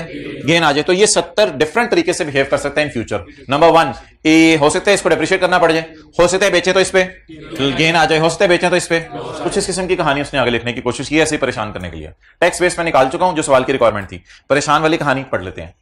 For tax purposes depreciation of 30 has already been deducted in this and prior. ये टोटल है, अब ये ना कहिएगा ईच, करंट और प्रायर सब में 30-30 है। एंड द रिमेनिंग कॉस्ट कितनी? Total cost. What is depreciated? What is remaining?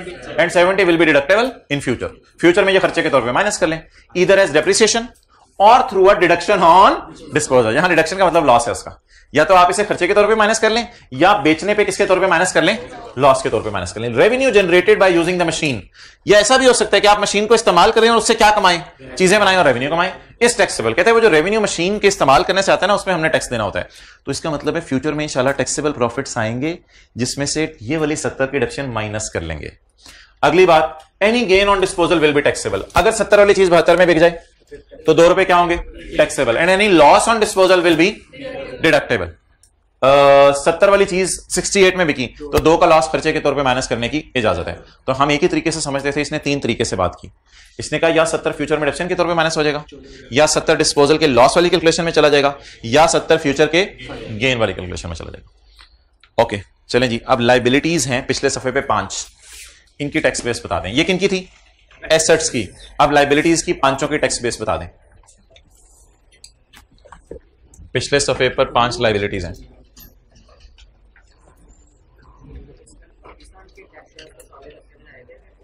Overall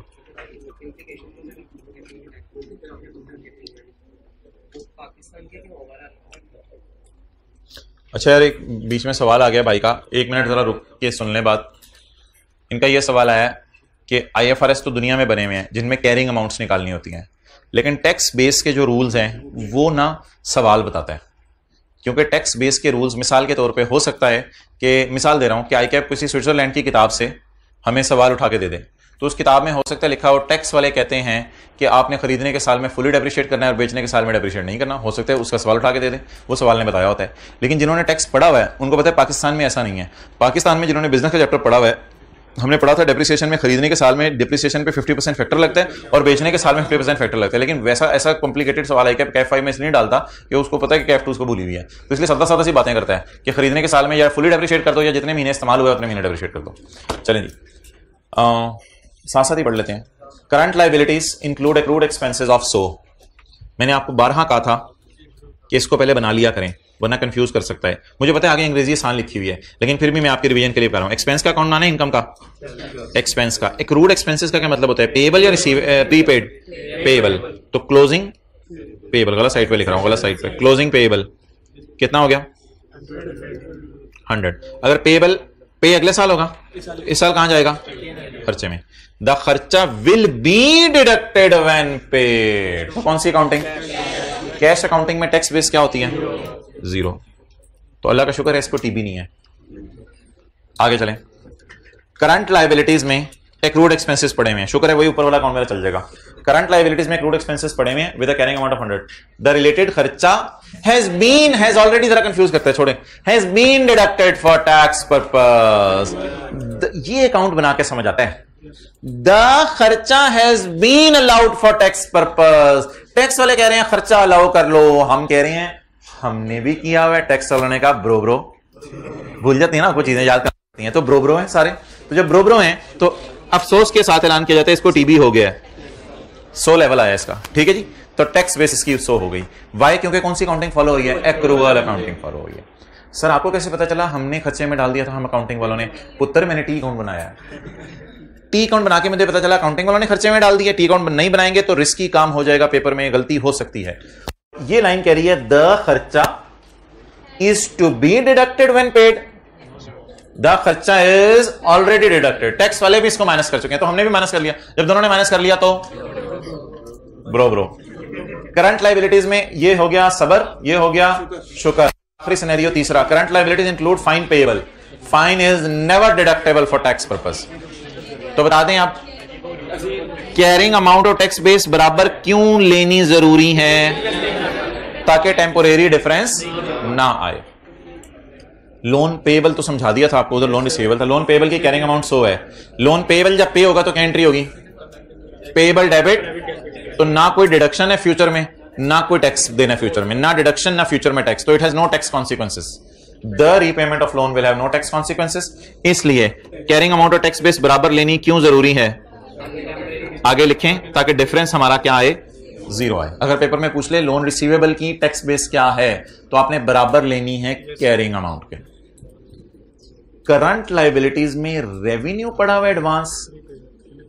हाँ, प्रीपेड कहां से आ गया यार, खुदा का खौफ करो, प्रीपेड का लफ्ज खर्चों के लिए होता है। करंट लाइबिलिटीज में रेवेन्यू पड़ा इन एडवांस, ये क्या चीज है? ये पड़ी होनी चाहिए वैसे। हाँ, रेवेन्यू इन एडवांस का क्या मतलब है? आपने अगले साल का रेंटल इनकम ले लिया है लेकिन अभी तक आपने सर्विस नहीं दी। करंट लाइबिलिटीज में पड़ा है revenue received in advance with the carrying amount of 100, the revenue was taxed on cash base. Revenue पे टैक्स कब लगना है? जब रिसीव होगा। बता दें कौन सी अकाउंटिंग? Cash accounting. तो कैश अकाउंटिंग क्या कहती है? टैक्स बेस क्या ले लो? जीरो ले लो। टैक्स बेस क्या ले लो? जीरो ले लो। अच्छा, इसमें ना अक्सर लोग एक सवाल पूछते हैं कि टैक्स बेस जीरो क्यों है। ऐसी हल्की सी लॉजिक की बात आपसे करने लगा हूं, हालांकि कैश बेसिस में आपको पता है टैक्स बेस जीरो होती है। इसका अकाउंट बना के मैं आपको समझाने लगा हूं। ऐसी मिसाल दे रहा हूं रेंटल इनकम की। देखें इधर, रेंटल इनकम में ये आ गया closing unearned 100 rupees. Unearned earn होके पीएनएल में कब जाएगा? इस साल कैश में जाएगा। कितना? 100। What is carrying amount? 100। Tax वाले कहते हैं कैश अकाउंटिंग तो टैक्स बेस जीरो। बच्चे लॉजिक पूछते हैं टैक्स बेस क्यों जीरो? लॉजिक पूछते हैं टैक्स बेस क्यों जीरो? इसलिए कि टैक्स वाले कह रहे हैं जब पैसे आए तो इनकम में डालो, इसलिए अनअर्न्ड जीरो आ जाता है। ये इसकी लॉजिक है, जब पैसे आए इनकम में डालो। लेकिन टैक्स वालों के मुताबिक अकाउंट कभी ना बनाइएगा। टैक्स वालों के मुताबिक account banana will always create a hassle. इसको छोड़े मरे। तो बता दें जी, आप बता दें, अगर जब भी कैश अकाउंटिंग फॉलो हो रही होगी तो टैक्स बेस क्या लेंगे? जीरो लेंगे। कैश आ गया ना एडवांस में, तो टैक्स वाले कह रहे हैं it is taxable on cash basis. तो इसका मतलब है इसमें इनकम में डाल दिया तो टैक्स वालों की नजर में फिर क्लोजिंग बैलेंसिंग जीरो आ जाएंगे। ये वजह बनती है।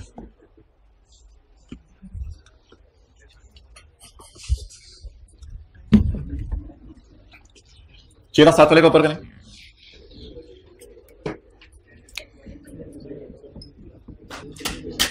रिवैल्यूएशन की जनरल एंट्रीज आती हैं किसी माइकल लाल को, किसी अच्छे बच्चे को आती हैं? माइकल लाल अच्छा बच्चा होता है, आप क्या समझते हैं? माइकल लाल वालदा का अच्छा बच्चा। अच्छा जी, रिवैल्यूएशन की जनरल एंट्रीज बताएं। Accumulated depreciation debit, asset credit. अभी डेफर्ड टैक्स टैक्स को छोड़ें फिलहाल। Asset debit, revaluation surplus in OCI credit. अगर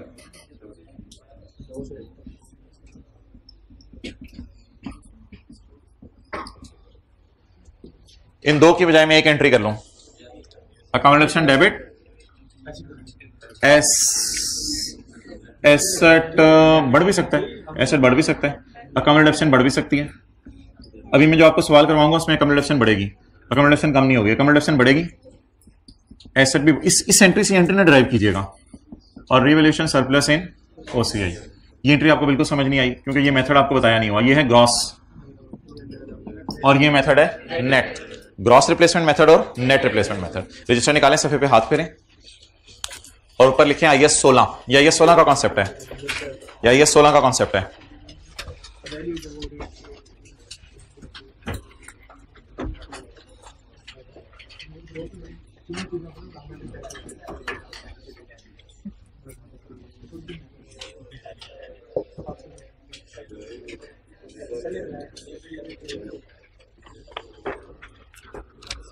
बुक।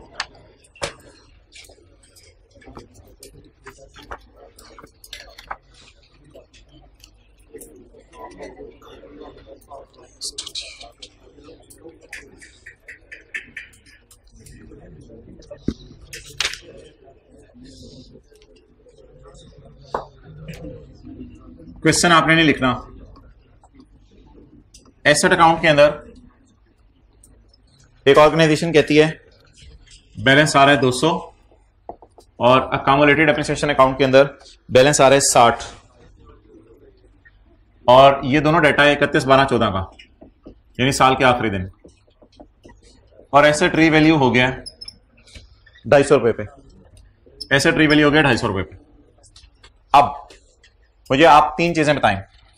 सबसे पहले बताएं एसेट अकाउंट में कितना बैलेंस है? 200 रुपए। अकामुलेटेड डेप्रिसिएशन में 60, बुक वैल्यू 140। अच्छा, बुक वैल्यू के नीचे मैं रीवैल्यूड अमाउंट नहीं लिखने लगा, बुक वैल्यू के सामने मैं रीवैल्यूड अमाउंट लिखने लगा ताकि मैं वर्सेस वाली कैलकुलेशन करूं। बुक वैल्यू के सामने, बीवी के पहले इधर नीचे हम लिखते थे रीवैल्यूड अमाउंट, अब बीवी के सामने लिखेंगे, टक्कर होगी आप। तो बीवी के सामने ले जाएं रीवैल्यूड अमाउंट, क्योंकि नीचे ना लेके जाएं, नेट नहीं करना, ग्रॉस क्रॉस खेलना है। अच्छा जी, 140, अबे बाउल कितना आ रहा है मेरे सामने, तरीक है 250। अच्छा जी, अब आप मुझे बता दें, स्टैंडर्ड ने एक अजीब बात की। स्टैंडर्ड ने कहा बीवी बढ़ गई तो BV comprise of cost and accumulated depreciation, BV comprise of cost and accumulated depreciation है बुक वैल्यू। तो बीवी कितनी है, बीवी कंप्राइज ऑफ, सारे देख रहे हैं ऊपर, इधर ऊपर देखें जरा, बीवी comprise of cost and accumulated depreciation, बीवी बढ़ गई, it means cost and accumulation भी बढ़ा दो, नेट नोट ना करो, बढ़ा दो, कॉस्ट भी बढ़ा दो, अक्यूमुलेटेड डेप्रिसिएशन भी बढ़ा दो। अब कोई प्रोपोर्शनेट करके कुछ कर सकते हैं आप लोग कि अगर 140 250 पे चला गया तो ये किस पे चला जाए और ये किस पे चला जाए, जरा ट्राई करें, दोनों को आसमानों पे लेके जाएं। कोई मैथमेटिक्स लगाएं ऐसी, कैलकुलेटर अपने हाथ में पकड़े ना, कैलकुलेटर पकड़े, ट्राई करें जरा।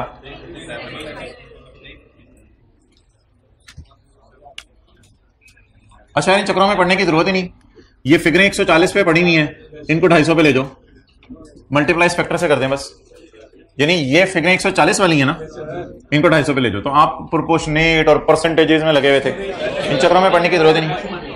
इंटू 250 बड़ा 140, और बैक एंड पे जहन में क्या चल रहा होगा कि ये दोनों फिगरें 140 वाली हैं, अगर 250 वाली होती तो कितनी होती। और एक बार याद रखिएगा, डिवाइडेड बाय 140 मल्टीप्लाइड बाय 250 करेंगे तो फिगर बढ़ेगी हमेशा, तो फिगर बढ़ानी मकसूद है, क्योंकि बीवी भी बढ़ गई है। ये आप कैलकुलेशन टाइप चीज है बीच में, फाइनल फिगर इधर बताएं। 107। तो अब आप मुझे बता दें ये कौन सी फिगर्स हैं, बिफोर और आफ्टर व्हाट, सोने से पहले और सोने के बाद, बिफोर रिवैल्यूएशन और आफ्टर रिवैल्यूएशन। जनरल एंट्री में मुझे पोस्ट करवा दें। ना एसेट्स की एंट्री करवाएं, कितने से बढ़ा, पहले से बैलेंस पड़ा हुआ ना इसमें 200 का एसेट, और ये वाली एंट्री अपनी करनी, asset debit, accumulated depreciation credit, negative चीज नेगेटिव में ही जा रही है। इसका मतलब है आपने असल में एस कॉस्ट और अक्यूमुलेशन को इतना बढ़ा दिया है कि रिवैल्यूड एसेट की कॉस्ट अक्यूमुलेशन बन गई है, और रिवैल्यूएशन सरप्लस वो इधर बैलेंस ही निकालना पड़ेगा। वन टाइम रिवैल्यूएशन सरप्लस, हाँ ठीक है, वन टाइम डन। अब मैं टाइम जाया करने लगा हूं आपका पुराने तरीके से। बुक वैल्यू कितनी थी 140, रिवैल्यूड अमाउंट 250 और रिवैल्यूएशन सरप्लस, ये तो पुराना तरीका है, पुराने तरीके से छोड़ें। ये आप ऐसा करें, कुछ भी ना करें, आप जाके ना पेज 297 के नीचे जगह खाली है, पेज 207 के नीचे, वहां नोट कर लें, पेज 207 के नीचे जगह खाली है, वहां नोट कर लें। ये वहां ये क्वेश्चन भी लिखा हुआ है, ये ले लें बुक, ये 207 क्वेश्चन ना नोट करें भाई, क्वेश्चन लिखा हुआ है पेज 207 पे। क्वेश्चन की रिक्वायरमेंट पढ़ें क्या है, जीआर भी, अच्छा, ग्रॉस रिप्लेसमेंट मेथड यूज करके एंट्रीज करें।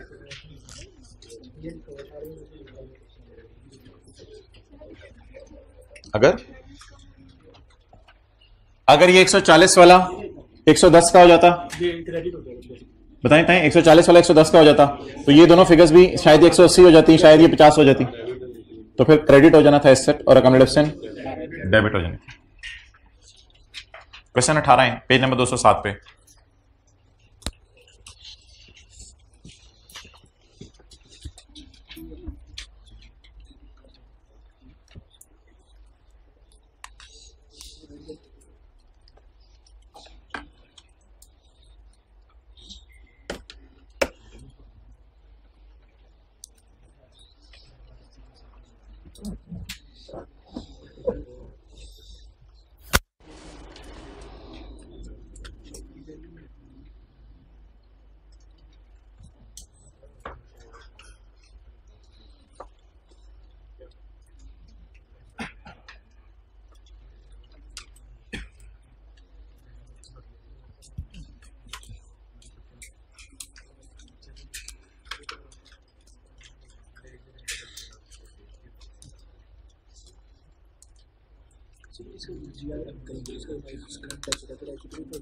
किसका?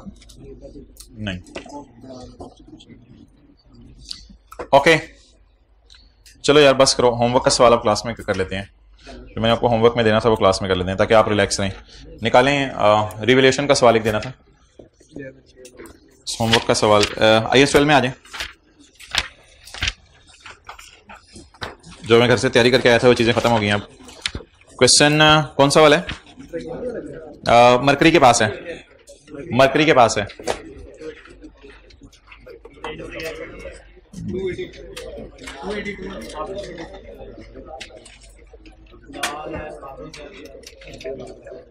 लाल है, अच्छा आप पेज नंबर बताएं मुझे। 280 साथ वाले के मुंह को देख के क्या बोल रहे हैं?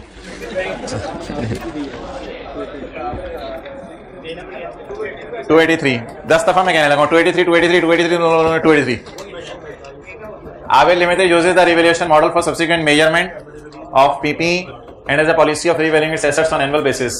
हर साल रिवैल्यू करता है using the net replacement value method. The following information pertains to years buildings. 4 buildings है, ये FR1 में किया होगा आपने सवाल।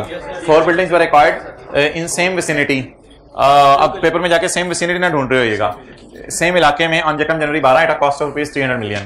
The useful life of buildings and the rate of acquisition was 20. AL depreciates buildings on सीधा लकीर तरीका। इसके बाद January 13 को रिवैल्यू हुआ, January 14 को रिवैल्यू हुआ, January 15 को, और 15 के साल में 4 में से कितनी बिल्डिंग बिक गई?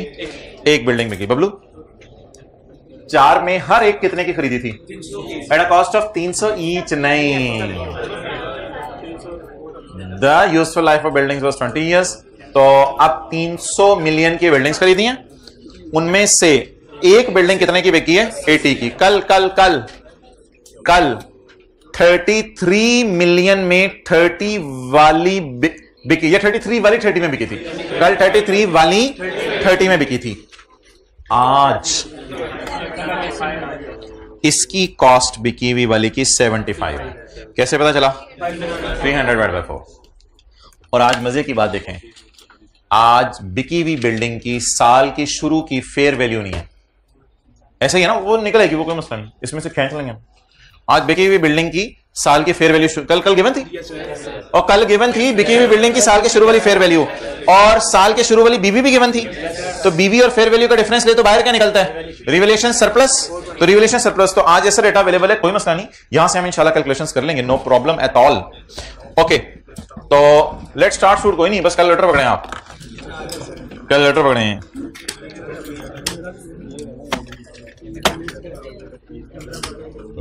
इसका सॉल्यूशन किस पेज पे है? आखिरी पेज पे। अल्लाह आपके भाग लगाए।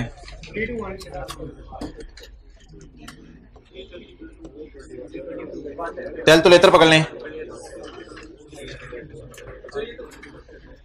ये कैलकुलेशन मैं कर लूंगा, लेकिन बस मेरे साथ साथ चलें आप। एसेट की कॉस्ट बोलें जी। भाईजान मैंने आपको अभी 2 मिनट बाद पीपीई का नोट बनवाने IAS 16 वाला, वो भूला होगा पीपीई का नोट IAS 16 वाला, तो खुदा के लिए अटेंटिव हो जाएं।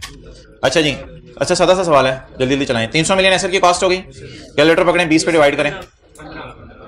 भाईजान थोड़ी सी टेंशन चाहिए, होमवर्क का साल क्लास में हो रहा है। 15 आ गई डेप्रिसिएशन, तो बुक वैल्यू कितनी आ गई? 285। ये दीवानगी में यहाँ पता नहीं क्या लिख दिया, 31/12/12 होना चाहिए, 31/12/12। अच्छा, ये पहला साल मेरा मुकम्मल हो गया। अगले साल एसेट कितने का हो गया? 323। 323 का एसेट हो गया, 38 सरप्लस आया, ये इधर चला गया, इसको आपने 40/60 कर दिया, डन। इसके बाद कितने साल लाइफ है, कितना यूज हो गया? 1 बकाया 19, तो 19 ईयर्स के ऊपर हमने डेप्रिशिएट कर दिया। 17 2 के 2 हिस्से कर दें, 40% और 60%, डन। ये हमारा अगला साल खत्म हो गया। कौन सा वाला? 2013 वाला। यार ये क्यों लिखा हुआ है ये? लेकिन नहीं लिखना चाहिए था ना, हमारी आदत नहीं है ये लिखने की। ना ना ना बबलू, ऐसे नहीं होता ना, अच्छा नहीं लगता। ये दूसरा साल खत्म हो गया, क्योंकि ये 306 रुपए मुझे पता होना चाहिए, बैलेंस शीट में जाने हैं, तो इसलिए ये डेट रकम जनवरी की नहीं लिखी होनी चाहिए थी। अच्छा जी, अगले साल बताएं कितने का रिवैल्यू हुआ? 252 का। तो 252 का रिवेन्यू हुआ, 54 का लॉस। पहले गम पड़ा हुआ है 36 का, सॉरी खुशी पड़ी हुई है 36 की, उसे खत्म कर दें, बाकी लॉस बुक कर लें और 36 के 2 हिस्से कर दें। Done, okay. इसके बाद डेप्रिशिएट करें 14 रुपए। आम हालात की डेप्रिशिएशन 15, खास हालात की 14, इसमें कम डेप्रिशिएशन पड़ी हुई है 1, लेकिन इसकी एंट्री नहीं करनी, ये 1 रुपया हो गया। इसके बाद WDV आ गई 31/12/14 को। और नेक्स्ट एसेट अब कितने पे चला गया? 272 पे। ये जो 272 के ऊपर एसेट गया है, इसमें अब मुझे आपकी तरह टेंशन चाहिए। 272 पे एसेट चला गया है और सरप्लस में कितना पड़ा हुआ है? 17, और सरप्लस के 2 हिस्से 40 और 60। ओके, अब कैलकुलेटर हाथों में हो, आपको पता है 3 दफा कैलकुलेशंस करनी पड़ी थी कल। चलें जी, यहां पे ब्रेक लगाएं, लगा दी। रेड मार्कर से बताएं इसमें हमारी बिकी हुई बिल्डिंग का कितना सरप्लस रिवैल्यूड अमाउंट पड़ी है, और रेड मार्कर से बताएं इसका कितना सरप्लस पड़ा है। रेड मार्कर से कल मैंने लिखा था ना, कैलकुलेटर पकड़ें, ये कितनी बिल्डिंग्स की मार्केट वैल्यू है? लकीली चारों की प्राइस बराबर है सवाल के शुरू में, तो चारों की मार्केट वैल्यू भी बराबर है। तो 272 कितनी बिल्डिंग्स की मार्केट वैल्यू है? 4 की। हमें कितनों की चाहिए? 1 की। 272 4।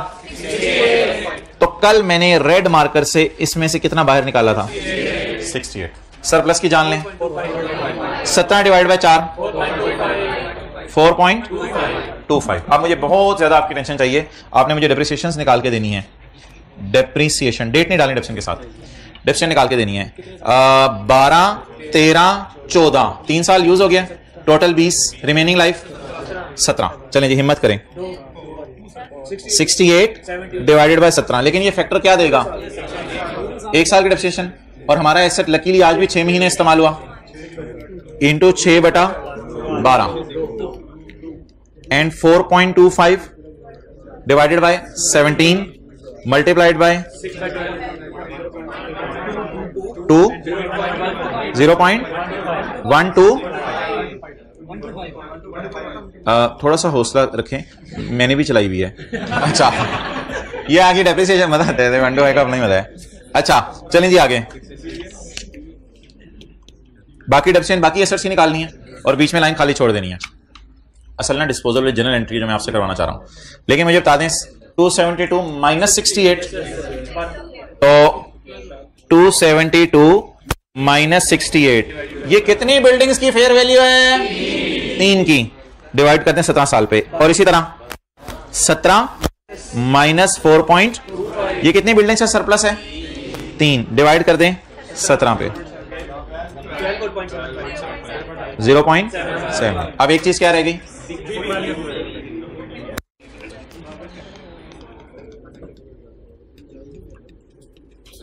Latest fair value last revaluation date से डेट ऑफ सेल तक की।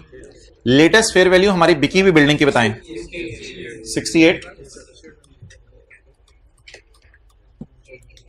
अच्छा, मुझे सिर्फ 6 महीने की कम्युनिकेशन बता दें, सिर्फ 6 महीने की। कितनी है 6 महीने की? 2। कैश कितना? 80। Gain loss? गेन कितने का? 14 का गेन आ गया। डन। अच्छा, एक और एंट्री इसके साथ होनी है, मैंने आपको बताया था 2 एंट्रीज होंगी, ये एंट्री नहीं भूलनी आपने। Surplus debit, retained earning credit. पूरा सरप्लस पड़ा होगा या फिर कुछ अरसा डेप्रिशिएट हुआ एसेट? क्या पूरा सरप्लस पड़ा होगा या कुछ सरप्लस डेप्रिसिएशन के साथ ट्रांसफर हो गया होगा? था कितना सरप्लस? 4.25। कितना डेप्रिसिएशन के साथ ट्रांसफर हो गया? तो 4.25 माइनस 0.125 4. इस सारे सरप्लस को फौरन किधर फेंक दें? रिटेन्ड अर्निंग में, और वेट ना करें एसेट के डेप्रिशिएट होने का, क्योंकि रहा ही नहीं तो डेप्रिशिएट किसने होना है, तो वेट ना करें डेप्रिशिएट होने का। डन। तो अब आप मुझे बता दें फेस पे क्या लेके जाऊं? 66 फेस पे बीवी जानी है ना, तो फेस पे क्या लेके जाऊं? फेस पे 66 जाना है। याद आ रहे कल वाली बातें? अच्छा जी, तो डिस्पोजल्स की बीवी आप तशरीफ ले जाएं, फरिश्ते आ गए हैं।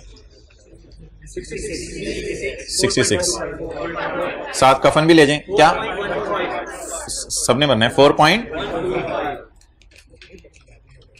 भाईजान बीवी नहीं मरी, उधर से सीए भी मर गया। कैरिंग अमाउंट भी किताबों से खत्म हो गई। बीवी और सीए एक ही चीज है ना? नहीं, वो कह रहे टफ टाइम। अच्छा तो डन हो गया जी। बीवी भी चली गई और सीए भी चला गया, बुक वैल्यू भी चली गई, कैरिंग अमाउंट भी चली गई। एक ही बात है। ये किन की बीवी बची है? आप 3 की बीवी बची है और 1 की बीवी चली गई। Whatever it may be, whatever it may be. Okay. और भाईजान ये जो कॉलम है सरप्लस वाला, इसको आपने दोनों में क्या करना है? तकसीम करना है। बड़ा बना फिरता है ये 7 वाला, मेरी FR1 ये, मेरी FR1 वो। मुझे बताएं, अगर माशाल्लाह पास हो गई, अल्लाह का शुक्र है, या होने वाली है, दोनों सूरतों में मुझे बताएं इस सारे डेटे में से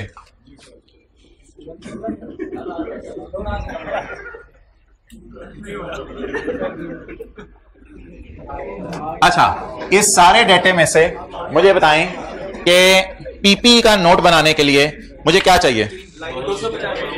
कौन कौन सा कॉलम चाहिए?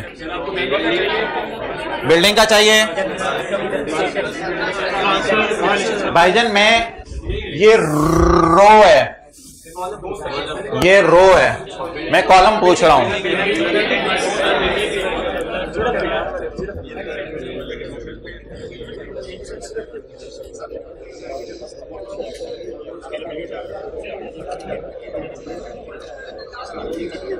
सारे चाचू खुशी की खबर सुने कि सिर्फ हमें बिल्डिंग वाला कॉलम चाहिए। हमें सिर्फ कौन सा वाला कॉलम चाहिए?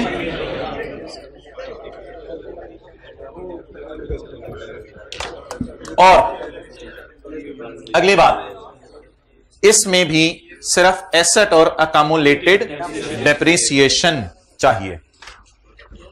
जिंदगी के चंद कीमती लम्हात आप इस वक्त मुझे दे दें, तो बाकी इंशाल्लाह कल कुछ कीमती लम्हात मैं आपको बदले में दे दूंगा। अगर कहेंगे तो अभी क्लास के बाद भी थोड़े कीमती लम्हात मैं आपको दे दूंगा। तो अच्छा,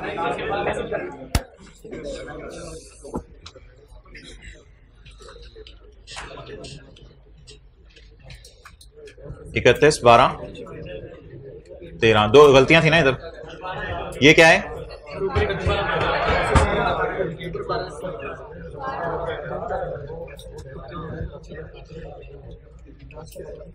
इकतीस 12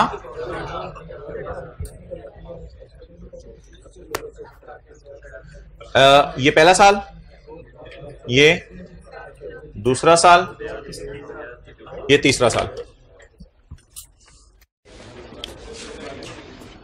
पहला साल कौन सा है? चलें इस साइड पे बनाने दें। कह रहे ग्रॉस कैरिंग अमाउंट। अगर आप इसको रिवाइज नहीं करना चाह रहे तो फिर आप सुन लें कि IS 38 के अंदर जो है वो रिवैल्यूएशन नोट में आती है। मतलब क्या करें? ग्रॉस कैरिंग अमाउंट और अकामुलेटेड। अच्छा, इतना कंफर्टेबली चीजें आपके अंदर उतरती चली जाएंगी कि आप फील करेंगे आप जो है वो स्प्राइट पी रहे हैं।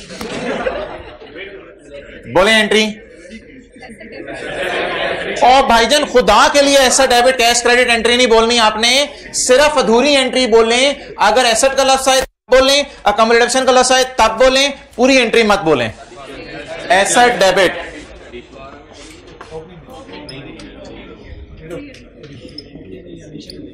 ना ना ना यार सबर, मुझे कराने दो, फिर फीस दी हुई है तो मुझे कराने दो जी। एडिशन कितनी? 12। Okay next. पूरी एंट्री बोले, अधूरी एंट्री? सबर सबर सबर सबर। Depreciation expense debit accumulated. Depreciation बढ़ाऊं या खाली अकामुलेशन बढ़ाना बोल दें? डेप्रिसिएशन बढ़ाएं, अकामुलेशन बढ़ाएं। ये अकामुलेशन अकाउंट है, इसको आप बढ़ाएं। कितने से? 15 से बढ़ाएं। डन। पहला साल मेरा पूरा हो गया। अकामुलेशन डेबिट और एसेट, ये एंट्री पूरी बोलें क्योंकि इसमें एसेट भी है, अकामुलेशन भी है। बड़ी बड़ी मजे की रिवीजन हो रही है। अगले साल पहले क्लोजिंग ओपनिंग बना लें। ये क्लोजिंग आ गया कितना, और ये क्लोजिंग आ गया, ये क्लोजिंग अगले साल के। अच्छा जी, अब पहली एंट्री बताएं, ट्रांसफर। चुप चुप चुप। अकामुलेटेड डेप्रिसिएशन डेबिट, और आगे बोले बोले बोले बोले asset credit. I repeat, accumulation debit, asset credit. Asset debit हमारी बला से, एसेट डेबिट नहीं, एसेट डेबिट की अगली चीजें हमारी बला से। एसेट डेबिट तो हमारी जान है। एसेट डेबिट रीवैल्यूएशन सरप्लस या 38। नेक्स्ट आगे चलें जी। डेप्रिसिएशन, यार इसमें ना वैसे बेहतर है, पता क्या करें आप, ट्रांसफर क्लास ऊपर लिख दें। इससे फायदा ये होगा कि ओपनिंग ट्रांसफर हो जाएगी और ट्रांसफर क्लास ऊपर लिखने से फायदा हो जाएगा, और डेप्रिसिएशन इस साल वाली तरह आ जाएगी। डेप्रिसिएशन बढ़ा दें और अकामुलेटेड डेप्रिसिएशन बढ़ा दें। कितने से? 17 से। यार ये आखिरी रो में ना हंस रहे हैं, इसलिए मैं इन पे हंस रहा हूं और मैं ये एंट्रीज दोबारा कराने लगा हूं। प्लान डेबिट या बिल्डिंग डेबिट कितने से? 300 से। डेप्रिसिएशन डेबिट, अकामुलेशन क्रेडिट 15 से बढ़ा दें।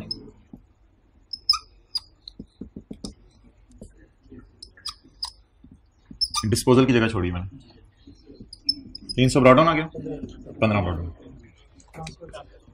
अकामुलेशन डेबिट एसेट क्रेडिट 15 से।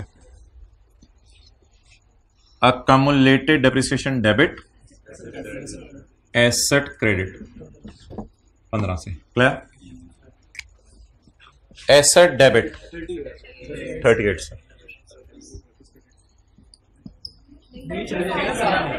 सॉरी, एसेट डेबिट कितने से? डेप्रिसिएशन डेबिट अकामुलेशन क्रेडिट कितने से?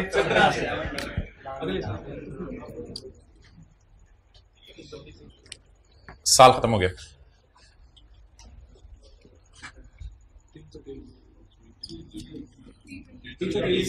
तीन सौ 17।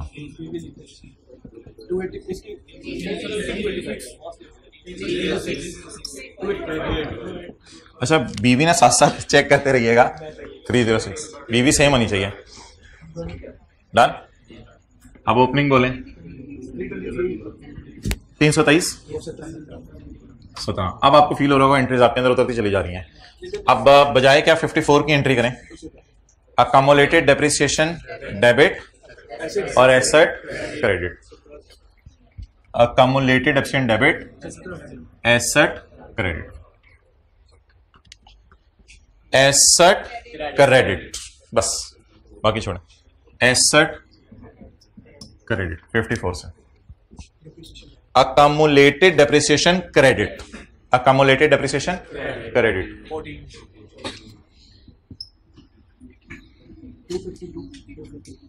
252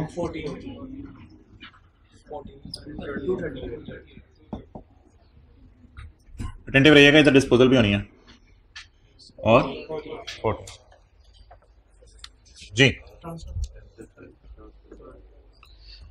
पिछले साल अकामुलेशन में बैलेंस कितना पड़ा है? इसको शिफ्ट कर दें।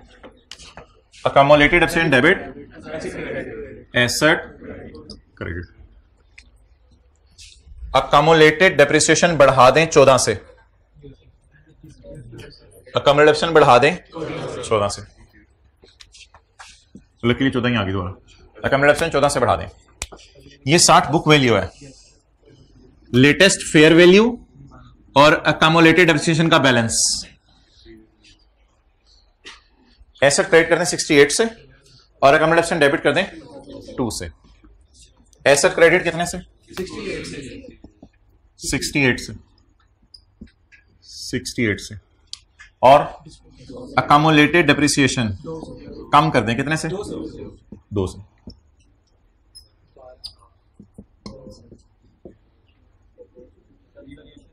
रिवोल्यूशन रिकॉर्ड करने के लिए रही है। रिवोल्यूशन इस साल की कितनी है? हो ही नहीं रही मेरे ख्याल से। हो रही है रिवोल्यूशन 34 की रिवोल्यूशन। Asset debit 34। इस साल की एंट्रीज रिवाइज करें। अकामोडेशन डेबिट एसेट क्रेडिट कितने से?